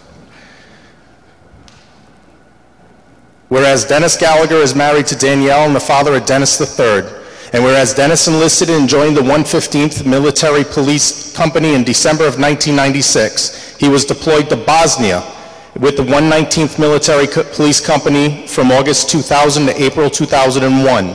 And whereas Dennis deployed to Iraq in February of 2003, attached to the 3rd Infantry Division. He started in Baghdad, moved to Fallujah from May to August, Balad and Operation Anaconda from August to October, Camp Arfjan in Kuwait, October to November, and Qatar, November to March of 2004. Whereas in November 2006, Dennis joined the Rhode Island National Guard's Regional Training Institute, RTI, as a military police instructor. Dennis was the first sergeant in E5 awarded full instructor credentials in the nation. He taught military police school, land navigation course, officer candidate, as well as total Army instructor course and small group instructor training course.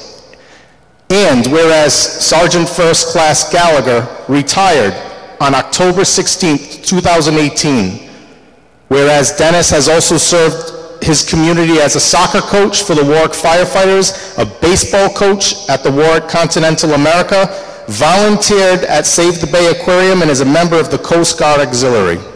Now therefore be it resolved that the Mayor and the Warwick City Council express our sincere appreciation and thanks to Dennis Gallagher for his distinguished service, highly commend him for the manner in which he has carried out his responsibilities and duties. The city clerk has directed to forward this copy of the resolution to Dennis Gallagher, and the resolution takes effect upon its passage.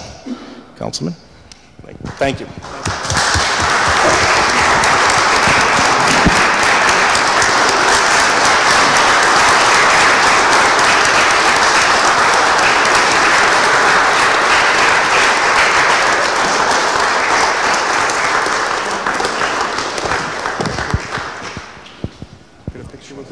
Family?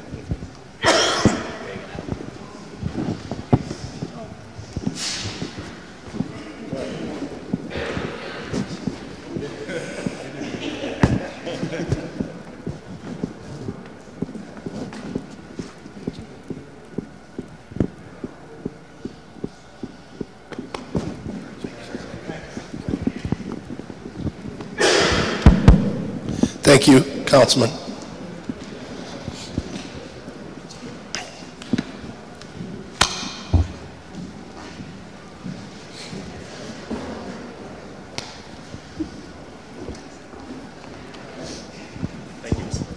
Thank you.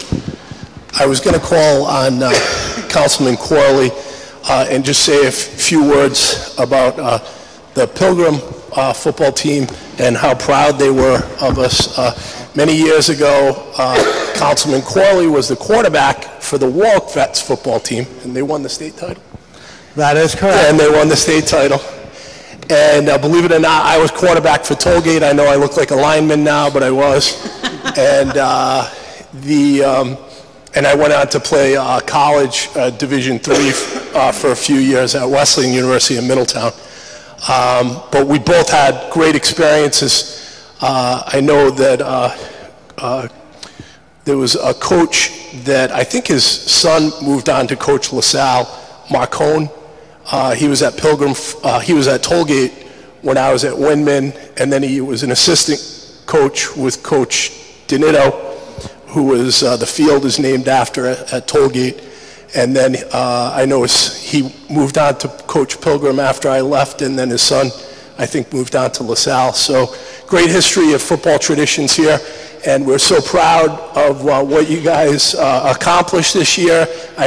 We both read up, I know the council members read up about how you had a slow start and then picked up at the end of the year and won a lot of games straight, and people had counted you out. So we just thought it was appropriate to give you resolutions of congratulations because we were so proud of what the football team did this year. And I know Councilman Corley, who lives over in the Ward 1 area, and a lot of you folks live in an area that he represents, and a lot of the other council members do too. But we're going to call you up one at a time and then maybe take a picture. But Councilman, if you want to start with the resolutions, or you want to start with a few words first? Just a few words. When I was in Warwick Vets, back when it was a high school and not a middle school, 45 years ago was probably the best fall of my life. I look back on those months and I treasure the memories. I have some lifelong friends, and the things that you did on the football field does go along with you when you go through life. the hard times, the good times, all of those things help make you who you will become as an adult. I feel that it is a major part of my background that every once in a while I go back and I have the opportunity to use the things I learned from one of those coaches. Coach Nuno was one of my coaches, and I went through a similar experience as I believe you did. We were on double sessions for the first year of my high school career, and then Pilgrim and Vets kind of merged together, and we ended up doing very well. And we meshed together, and we became a team. And that we won as a team, we lost as a team. Our junior year wasn't as good as our senior year, but our senior year, like I said, was the best fall I had in my entire life, and that was 45 years ago, and I remember all of it. I will just read one resolution. I won't read all 56 of them, but this is a resolution of the City Council dated November 30th, 2018, signed by Mayor Joseph Solomon, who is seated in the front row over there. Resolution of congratulations. Resolved that, whereas on behalf of the governing body and all the citizens of our community, it gives us a great deal of pleasure to express to the players for the Pilgrim varsity football team our sincere congratulations for an inspirational and exciting season, culminating with competing in the Division III Super Bowl against the Central Fall Warriors on Saturday, November 17, 2018 at Cranston Stadium. And whereas a special commendation is due to all the players on the team, I'll skip by the name because we will be reading your names individually, and all his teammates on their exciting accomplishment of finishing as one of the all-time greatest teams to come out of Pilgrim High School are regarded in this community. I think I messed that up, but in any event, okay, let me read it the way it's written. You'll get the idea when your name is read. Josh Wall, a freshman at Pilgrim, and all his team members on their exciting accomplishment of finishing as one of the all-time greatest teams to come out of Pilgrim High School. And whereas we are pleased to publicly commend Josh as head coach, assistant coaches, and players for their fine efforts and their sportsmanship, and to further extend this token of affection and admiration with which they are regarded in the community. Now therefore be it resolved that the Mayor and Warwick City Council extend our best wishes for the Pilgrim Patriots football team's continued success. And since I read off his name already, can we start off with Josh Wall? Not here. Douglas Young.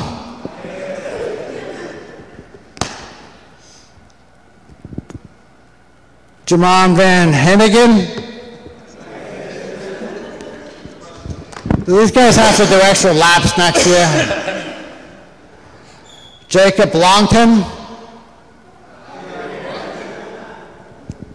If I were a pitcher, this would be a perfect game. Troy Massey.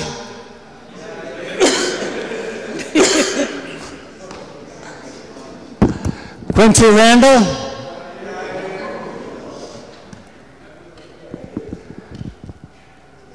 Mariano Santos. Take one from the bottom. Nate Tinley.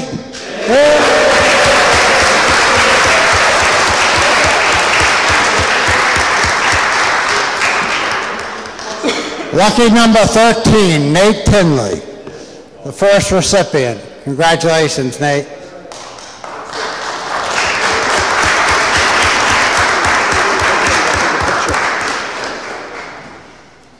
Andrew O'Leary.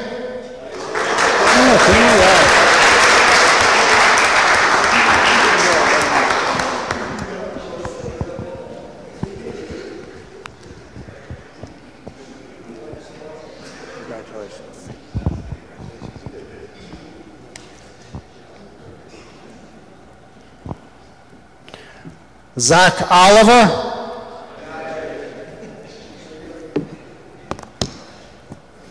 Carlos Patterson.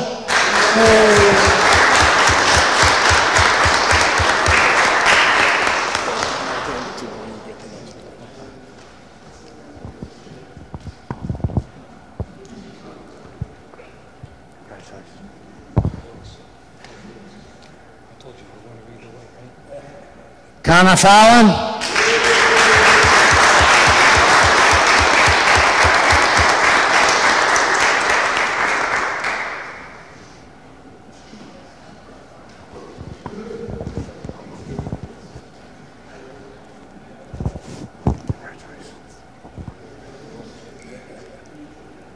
Elijah Germain. Dylan Gallagher.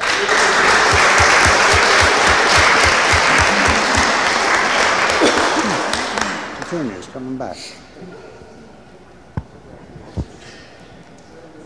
Congratulations. Rob Grizz.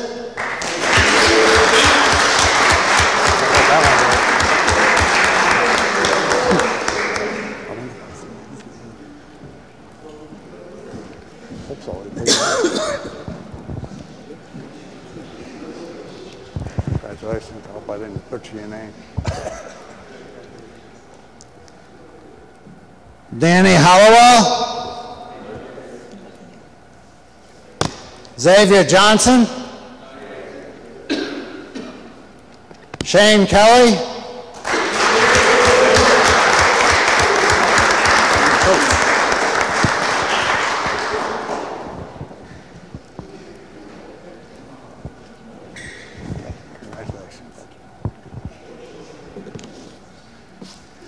Mike Borges. Nick Brewer.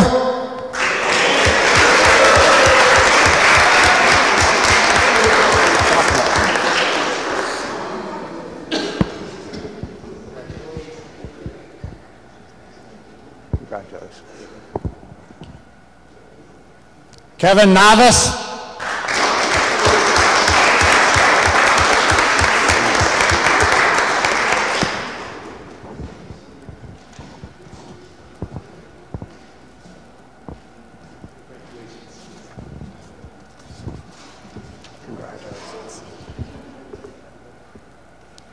Austin Nemero. Hunter Nemero. Will Kneebone. Anthony Masali. That's over here.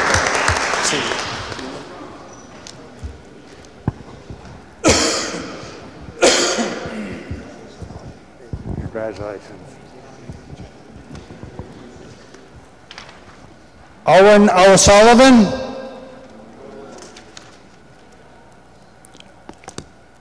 Lucas Modestil.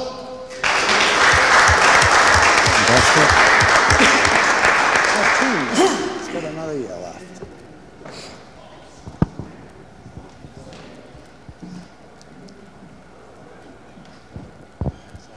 Congratulations. Jacob Matthew. Cameron Almeida. Colby Almeida. Declan Krikorian. Sean Patton.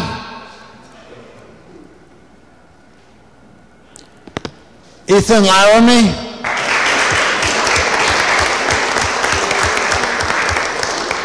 He's the captain.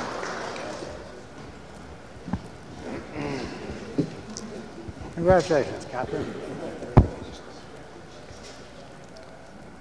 Nick Karasek. Bill King. Austin Kilduff. Say Akano. Oh, this is a tough one. I gotta try. Say Akanasoro.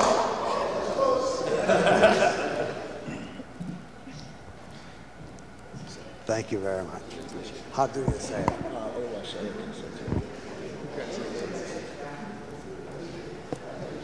Joe Rappa? Joe Rappa's not here. Gerson Santa Cruz?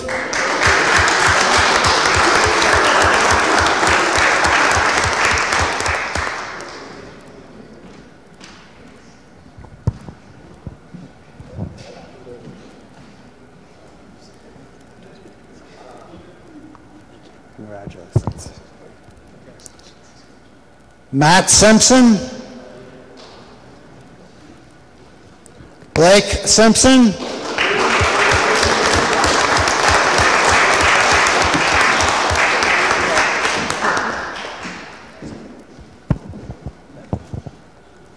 Good job. Cesar Pascual?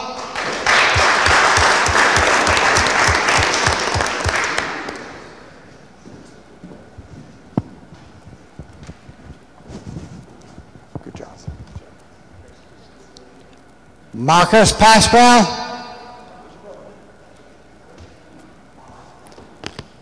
Jaron Petrozzi? Oh, Patrick.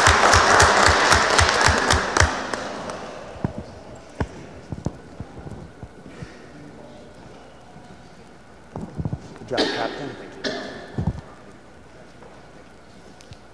Ethan Asadorian?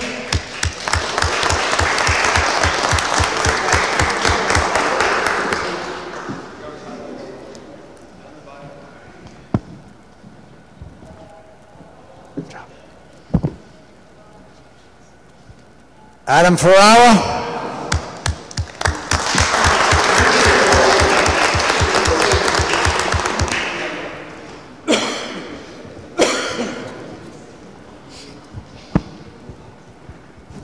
Good job. John Achille? Dimitri Ayers? Mark Brown?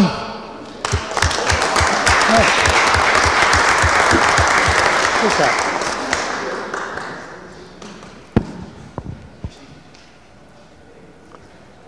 Good job, Captain. Max Brown?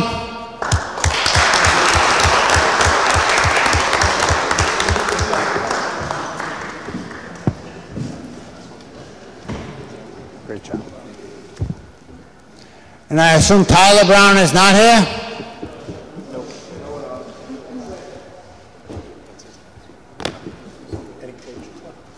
Are there any coaches or anyone else?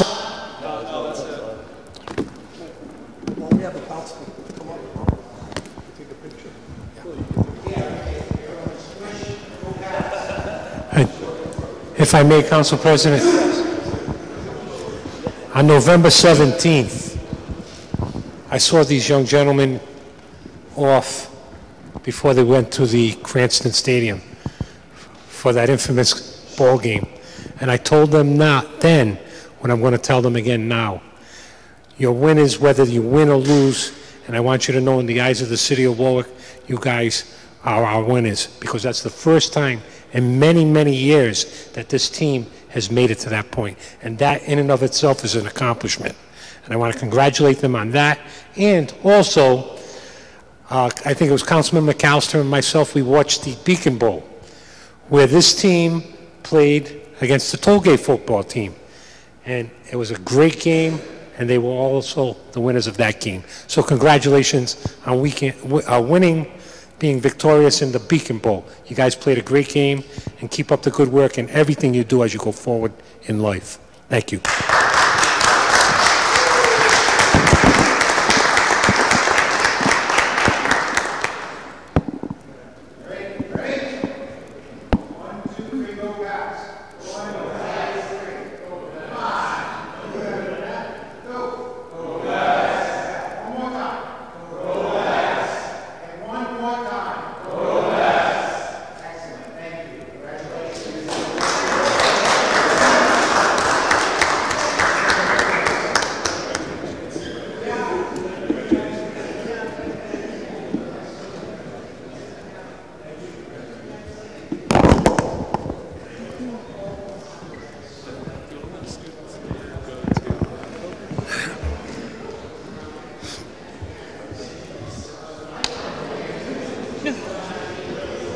you'd know.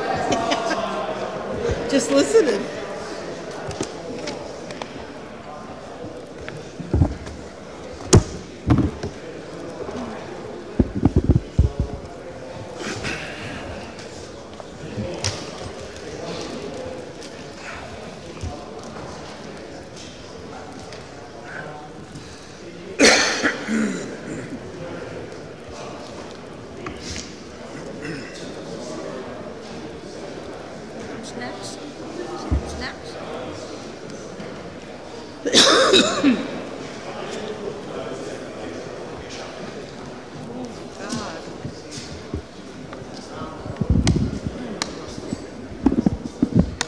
Wouldn't go in.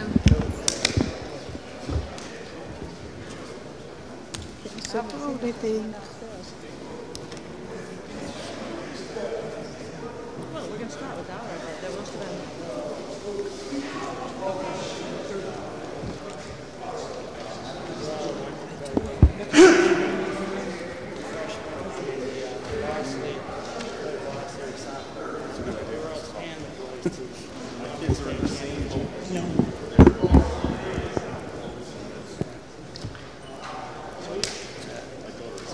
That's a change in the date, from August 20th to August 15th. Yeah, that was this year. Oh, really? That was 2018. Yeah, this is our 2019 now. Because they were the lowest seed.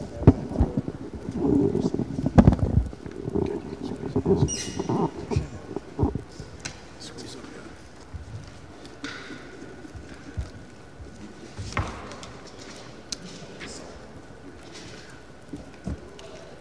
Start throwing some knuckles, it's okay. I haven't done that in a long time. Better than you made bats for when you get too old to swing. What is he doing?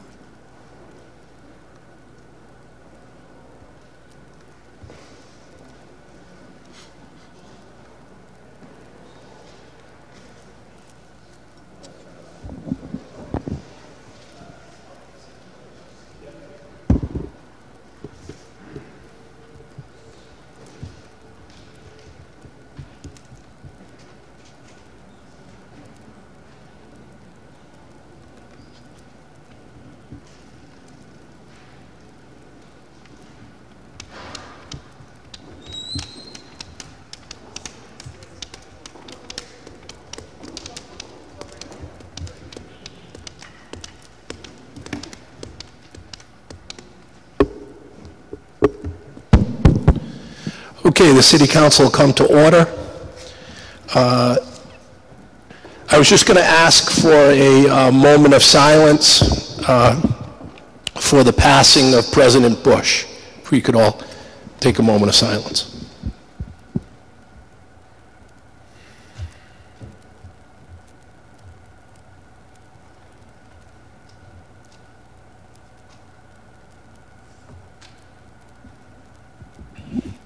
Thank you. Is there anything else under general communications? Yes, Councilman Howe. Since you said that, Mr. President, if I may, I've always been kind of, I served under President Bush in all 4 years he was president in the United States military, obviously an active time and a busy time for us. However, we were well taken care of and well equipped, and we knew what our job was, but there's one that stands out for me is when the Berlin Wall collapsed and communism collapsed, he was our president. And it's kind of difficult to, after so many years, when you become the president with the collapse of your number one enemy, not to gloat. And one thing I've always found, and I want to recognize the late president for, is he didn't gloat, because he knew that if he sat there and kind of pounded his chest, if you will, that it could send off some shockwaves across the ocean and put some worse leadership and even maybe some extremists in. And he was oddly silent at the time, which history has shown it was a good reason why he was silent. And I think that just speaks to the character and the diplomacy and the knowledge that that man had. I thank you for the moment to honor him. Thank you. Anything else under general communications? If not, we'll go to the acceptance of the minutes from the council meeting held on November 26th, 2018. Could I have a motion for favorable motion moved by Councilman Lattisaw, seconded by Councilman Howe, Councilman McAllister. Any discussion on the minutes, acceptance of the minutes? Okay, if not, all those in favor? Aye. All those opposed? Minutes stand accepted. Next item on the agenda is announcement of appointments. There are none. Next item on the agenda is appointments requiring confirmation, Board of Assessment review, and the committee report appointments. Favorable action, Mr. President. For action, Councilman Lattisaw. Move favorable action on the appointment of Christopher J. Stevenson to the Board of Assessment Review. Do I have a second? Seconded by Councilman Corley, Councilman McAllister, Councilman Gallucci. Any discussion? Any discussion? If not, the clerk will call the roll. Mr. Marola? Yes. Mr. Qualley? Yes. Mr. Gallucci? Yes. Mr. Howe? Yes. Mr. Lattisaw? Yes. Mr. McAllister? Yes. Mr. Ricks? Yes. Ms. Travis? Yes. That's 8 yes. The appointment of Christopher Stevenson to the Board of Assessment Review stands passed. Next item on the agenda is Tourism Advisory Board, Daria Diembra, Committee Report, appointments. Favorable action, Mr. President. For action, Councilman Howe. Move for favorable action. Seconded by Councilman Lattisaw, Councilman McAllister, Councilman Gallucci. Any discussion on Daria Diembra for appointment to the Tourism Advisory Board? If not, the clerk will call the roll. Mr. Marola? Yes. Mr. Qualley? Yes. Mr. Gallucci? Yes. Mr. Howe? Yes. Mr. Lattisaw? Yes. Mr. McAllister? Yes. Mr. Ricks? Yes. Ms. Travis? Yes. That's 8 yes.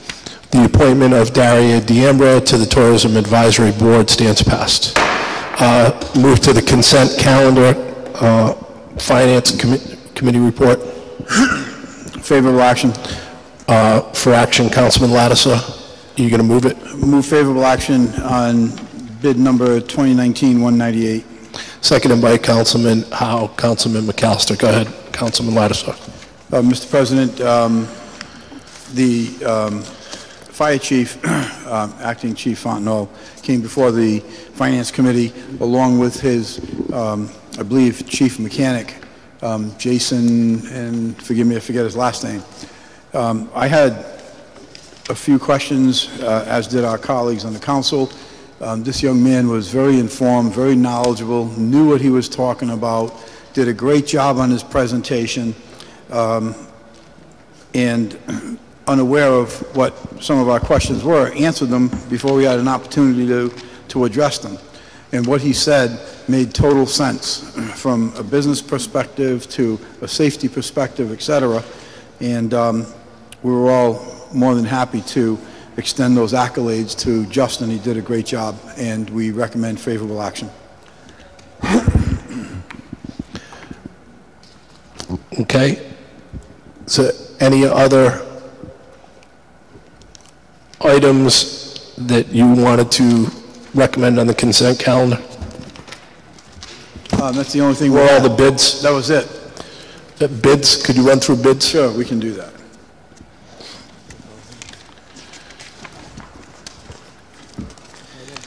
All right, PCR 186-18, relative to abatements, favorable action.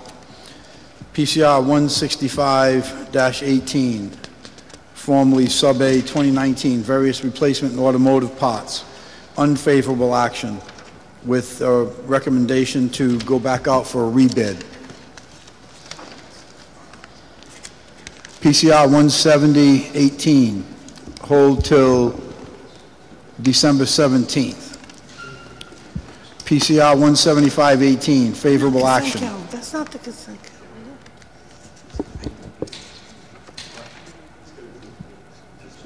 One bid, one.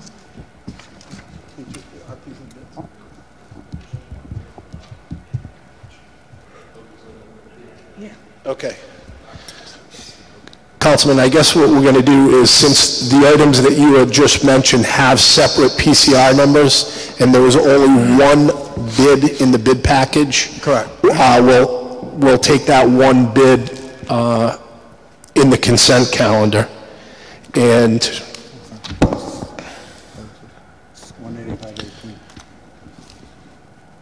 we'll move on to the separate bids. And you did move the abatements favorable action on the consent calendar also. Yes. And also on the consent calendar is PCI 18718, a resolution relative to claims. Favorable action. Seconded by Councilman McAllister. There's one claim, Mr. President. Yeah, we have to get a second. So we have a second from Councilman McAllister, second from Councilman Howe. Okay. Go ahead, Councilwoman Travis, what's your recommendation on that? We have one claim and it got denied, so it's unfavorable. Unfavorable, okay. So the consent calendar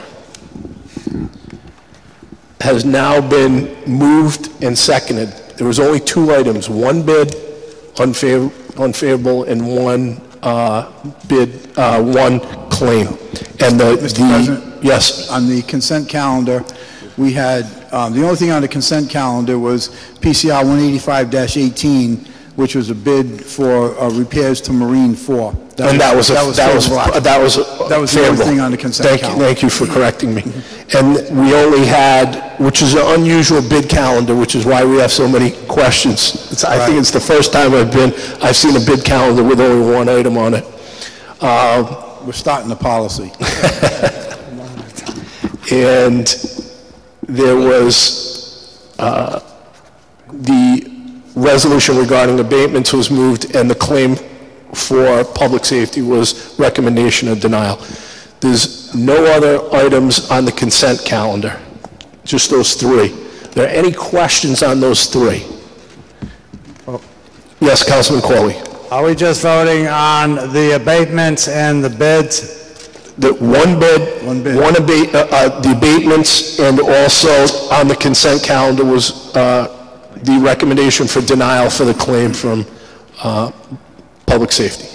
Those are the three on the consent calendar. Okay, so a yes vote on a denial is to deny the claim. Yes. And favorable action on the other two will have the passing of the bid and the abatements. We're going to take one vote on the entire consent calendar, and the recommendations are the recommendations. If, for some reason, somebody would like to vote and pull one of those items out, they can, and we can give it a separate number. Otherwise, we're just taking a vote on the three items that were moved on the consent calendar. Is there any questions on that? If not, the clerk will call the roll. Yes. Yes. Yes. Yes. Yes. Yes. Yes. Yes. Consent calendar stands passed. We'll now move on to unfinished business. PCR 16-18 tree damage claim. Councilman McAllister, I believe that's not drafted. Committee report, public safety. Being held to January 23rd. Held till January 23rd. Next item is PCR 15318, resolution requesting that the Department of Public Works study an abandonment of a portion of K Street. Committee report, intergovernmental. Hold December 17th. Hold till December 17th. Next item on the agenda is PCR 15418 sub A, a resolution regarding airport air quality. Committee report, intergovernmental. Hold to January 23. Hold till January 23rd. And Councilman, I know that was discussed in committee, and we're, just for everybody's edification, we're working with our state reps and state senators to have a joint meeting with the Department of Health and DEM so we can all discuss the air quality report and not just have it be one local government, but also have the state involved. Next item on the agenda is PCR 16518 sub A, 2019-130B, various replacement automotive parts. Committee report, finance. The committee recommends unfavorable action with a request to go back for a rebid. Unfavorable action. Okay. That's the recommendation, and there's a motion for unfavorable action and seconded by Councilman Howe, Councilman McAllister. Is there any discussion on the unfavorable action, Councilman? I think that you had mentioned in committee that it's going to go out to rebid. It's going to be going back out for rebid. I'd like to thank you for all your work on that. I know you worked hard on getting more information, and I think that was a good idea. Thank you. You're welcome. Is there any questions on this? We're going out to bid. This will come back before us. So a yes vote is for unfavorable action. Clerk will call the roll. Mr. Marola? Yes. Mr. Qualley? Yes. Mr. Galucci? Yes. Mr. Howard? Yes. Mr. Lattiser? Yes. Mr. McAllister? Yes. Mr. Ricks? Yes. Ms. Travis? Yes. That's 8 yes. PCR 165-18 stands denied. Next item on the agenda is PCR 170B-18, 2019-131, various parts for sand and salt spreaders. Committee report, Finance. Hold December 17th. Held till December 17th. Next item on the agenda is PCI 175-18, 2019-138A, purchase of various new tires. Committee report, Finance. Committee recommends favorable action on PCR 175-18. For action, Councilman Lattiser. Move favorable action on PCR 175-18. Seconded by Councilman Howe, Councilman McAllister.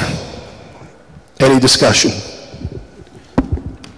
I know that you've held this and been working on it for many months now. Yeah, we did, Mr. President. This was held, and the reason it was held is because the Finance Committee wanted to know what the list prices were of these various tires that we use. This is a significant budget. It's $100,000, and what we had been getting was simply a discount. Well, a discount doesn't give us the stock, the starting number, so we really had no idea where we stood. And the DPW department, they did work hard and put in a lot of time in getting us those numbers. Contrary to some of the beliefs of the past that the vendors would not provide that type of information and that it was impossible to get that information, we now have that information. And as a result, we are able to move favorable on this because we now know what the list prices are on the 38-some tires that we use, what the discounts are, and what our net costs are. And I'd like to thank the entire committee, the administration, and DPW for getting that information, because when somebody gives you a percentage off discount, but you don't know what the underlying cost of the item is, kind of makes it hard to compare whose bid is more favorable to the city. And I'd like to commend everybody for looking at that and making that determination. Is there any other discussion on that? Mr. President, also, yes. if I might add, kudos to the director of DPW, because I can assure you that this is a monumental uphill battle sometimes to reach out to these vendors and make them understand that we're the customer. And they put in a lot of time in that, and they did get the information we needed, and I'm sure that we have a new culture going forward. And especially an accounting of where the tires will be going from now on. Correct. We'll be looking for that too. Okay, so any other discussion on this item? If not, the clerk will call the roll. Mr. Marola? Yes. Mr. Qualley? Yes. Mr. Galucci? Yes. Mr. Howard? Yes. Mr. Lattiser? Yes. Mr. McAllister? Yes. Mr. Ricks? Yes. Ms. Travis? Yes. That's 8 yes. PCR 175-18 stands passed. Next item on the agenda is PCR 176-18, 2019-150, protective structural firefighting jackets and pants and fire retardant carbon-based hoods. Committee report, Finance. Favorable action with an amendment. Favorable action, for action, Councilman Lattiser. Move favorable action with an amendment on PCR 176-18. Seconded by Councilman Howard. Councilman McAllister, if you could move the amendment. The amendment, and well, I'll give you the details of it after. The amendment is to split the bid with Northeast Rescue getting the bid for $83,800 for all the gear purchases and for Shipman Fire to receive the bid in the amount of $1,200 for the hoods, which equal the total of $85,000 that the fire department was looking for. Okay, so that's the amendment. It's been moved, seconded by Councilman Howe, Councilman McAllister. Councilman, did you want to discuss that? Yes, Mr. President. So at one of our previous meetings, this had actually come up on the November 14th meeting, and there was questions by the Finance Committee regarding the cost differences between the gear that the fire department was looking to purchase and the low bidder. There was a lot of conversation about the quality, protection, costs, repairs, etc. The Finance Committee essentially took the position that, based upon the testimony of the fire chief, that one piece of equipment was as equal as the other piece of equipment in terms of protecting our firefighters. So they would be equally protected regardless of the equipment they chose or that we chose to award. So there was also a question about color, et cetera, which, you know, those things don't come into play as far as we're concerned with making decisions on what's in the best interest of the firefighters as well as the taxpayers. So we held it. We had requested some additional information, such as a spreadsheet for the cost of the gear over a 10-year period, as well as the cost of repairing the gear over the previous 6-year period. That information didn't make it to us, or didn't make it to the clerk in time to get put in the package, but the fire chief did speak with us on the council floor, and he had done some additional research. He took it upon himself to reach out to the low bidder, question some of the issues in that bid, and he came back to us, and he is the one that requested to award the lion's share of the bid to the low bidder and give the hoods to Shipman, only because the low bidder didn't do hoods. So here again, you know, with that communication and the involvement between the Finance Committee and the department head, we got to a place where we can agree, and we got to a place where we're saving the taxpayers some money by digging in a little bit. Okay. Is there any further statements or questions regarding this bid? If not, the clerk will call the roll on the amendment. Mr. Marola? Yes. Mr. Qualley? Yes. Mr. Gallucci? Yes. Mr. Howe? Yes. Mr. Lattiser? Yes. Mr. McAllister? Yes. Mr. Ricks? Yes. Ms. Travis? Yes. That's 8 yes. Amendment stands passed. Councilman Lattiser, if you can move it as amended. Move PCR 176-18 as amended for favorable action. Seconded by Councilman Howe, Councilman McAllister. Any discussion on PCR 176-18 as amended? If not, the clerk will call the roll. Mr. Marola? Yes. Mr. Qualley? Yes. Mr. Gallucci? Yes. Mr. Howe? Yes. Mr. Lattiser? Yes. Mr. McAllister? Yes. Mr. Ricks? Yes. Ms. Travis? Yes. 8 yes. That stands passed. PCR 177B18, 2019-161A, original equipment parts for various vehicles. Committee report, Finance. Committee recommended unfavorable action with a request for rebid. Okay, the recommendation is unfavorable action. For action, Councilman Lattiser. Committee recommends unfavorable action on PCR 177B-18. Seconded by Councilman Howe, Councilman McAllister. Any discussion, Councilman? I know you said rebid. It's a rebid, Mr. President, for the same reasons as the others. Okay. Any discussion? If not, a yes is for unfavorable action. The clerk will call the roll. Mr. Marola? Yes. Mr. Qualley? Yes. Mr. Gallucci? Yes. Mr. Howe? Yes. Mr. Lattiser? Yes. Mr. McAllister? Yes. Mr. Ricks? Yes. Ms. Travis? Yes. That's 8 yes.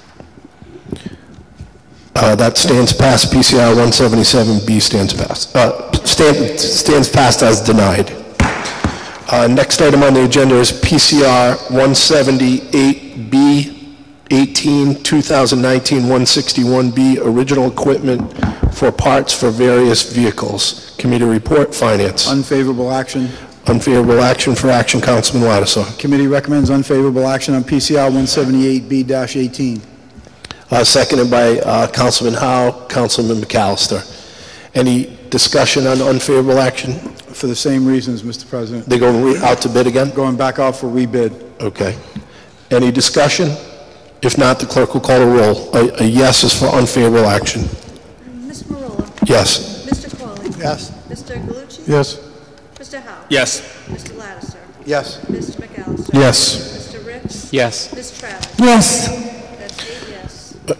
PCR 178B stands passed as unfavorable. New business. First item on the agenda is PCR 18318, a resolution relative to the installation of a two-way stop signs at the intersection of Lyman and Budlong Ave. Committee report, public safety. Favorable action. Favorable action for action, Councilman Ricks. Move for favorable action. Seconded by Councilman Howe, Councilman McAllister, and Councilwoman Travis. Any discussion, Councilman Ricks and Councilman Corley? Do you have a question, Councilman Corley? Yes. Yes. I have a question or a comment.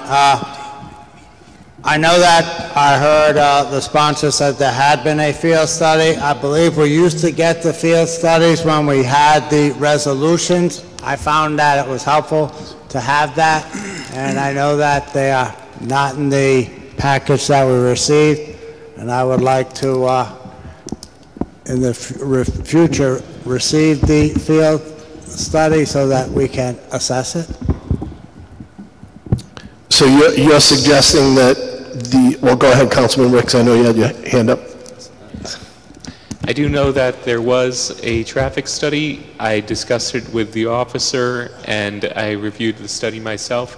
I believe that the city is in possession of the study, and I do agree that in the future it would be best if we revived the old practice of including it along with the resolution. I don't see that as a reason for the vote tonight to be delayed, especially as this is an intersection that currently does not have any traffic control. It has not in practice been an issue, as people in the neighborhood tend to know to stop if they are traveling on Lyman, but it does present a public safety concern. We're aware, I do have, Councilman Harrington does have a copy of the traffic study recommending this. Councilman Corley, would you like to see it before you vote? No, I was It should be attached. I think that's a good policy. I was not doubting what Councilman Rick said. I just said that it would be easier if it was attached and in our package. Yes, and I don't think that's a reason to delay the vote. Very good. Yes, Councilman Howe. Just my side, since the conversation started, Mr. President, I feel that this is a ward issue. I would agree that a traffic study is done, but is the Councilman Ricks, in this case, it's Councilman Ricks's ward, and if there's disagreement within his community, I'm sure he did his due diligence, as all my colleagues do, and it would be something he would put forward that would affect his ward, and therefore I would feel comfortable with being endorsed by a council person to vote in favor if the council person thus recommends. Thank you. And I think Councilman Corley is saying the same thing. I think procedurally it would be a good idea if we had that attached to the resolutions in the future. Any other discussion? If not, the clerk will call the roll. Mr. Marola? Yes. Mr. Qualley? Yes. Mr. Galucci? Yes. Mr. Howe? Yes. Mr. Lattiser? Yes. Mr. McAllister? Yes. Mr. Ricks? Yes. Ms. Travis? Yes. That's 8 yes. PCR 18318 stands passed. Next item on the agenda is PCR 18418, a resolution relative to the installation of a three-way stop sign at the intersection of Elm Street and Outlet Avenue. Committee report, public safety. Favorable action. Favorable action, Councilman Ricks. Move for favorable action. Moved and seconded by Councilman Howe, Councilman Lattisaw, Councilwoman Travis. and Councilman McAllister, and Councilman Corley. Any discussion on the three-way stop sign at the intersection of Elm Street and Outlet Avenue, which has a favorable traffic study? If not, the clerk will call the roll. Mr. Marola? Yes. Mr. Corley? Yes. Mr. Glucci? Yes. Mr. Howe? Yes. Mr. Lattiser? Yes. Mr. McAllister? Yes. Mr. Ricks? Yes. Ms. Travis? Yes. That's 8 yes. Okay, PCI 184-18 stands passed. We'll move on to unanimous consent. For unanimous consent, Ward 1, anything? Pass. Ward 2? Pass. Ward 3? Pass. Ward 5? Pass. Ward 6? Pass. Ward 7? Pass. Ward 8? Pass. Ward 9 passes. If you could move us to the docket session, Councilman Gallucci. Move to adjourn to the docket session. Councilman Gallucci's moved to adjourn to the docket session, seconded by Councilman McAllister and Councilman Howe. All those in favor? Aye. All those opposed? We're in the docket session. Councilman Corley, anything to docket? Pass. Ward 2? Pass. Ward 3? Pass. Ward 5? Pass. Ward 6? Pass. Ward 7? Pass. Ward 8? Pass. And Ward 9 passes, and have a good evening. Council stands adjourned.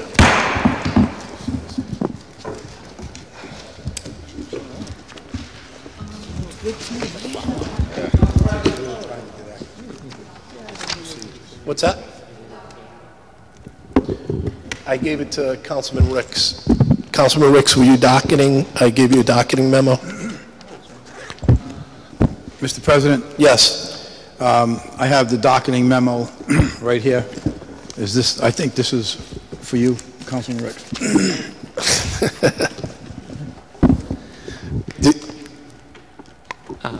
I will be docketing this item on behalf of Ward 4. Tentative title, resolution in regards to a stop sign being erected on Glenwood Drive on pole number 8 and a stop bar being painted on the eastbound side of the road, supported by a traffic study. So that's going to go into public safety, and sorry for the confusion, but Councilman Solomon, our mayor, was from Ward 4, and Councilman, we don't have a councilman for that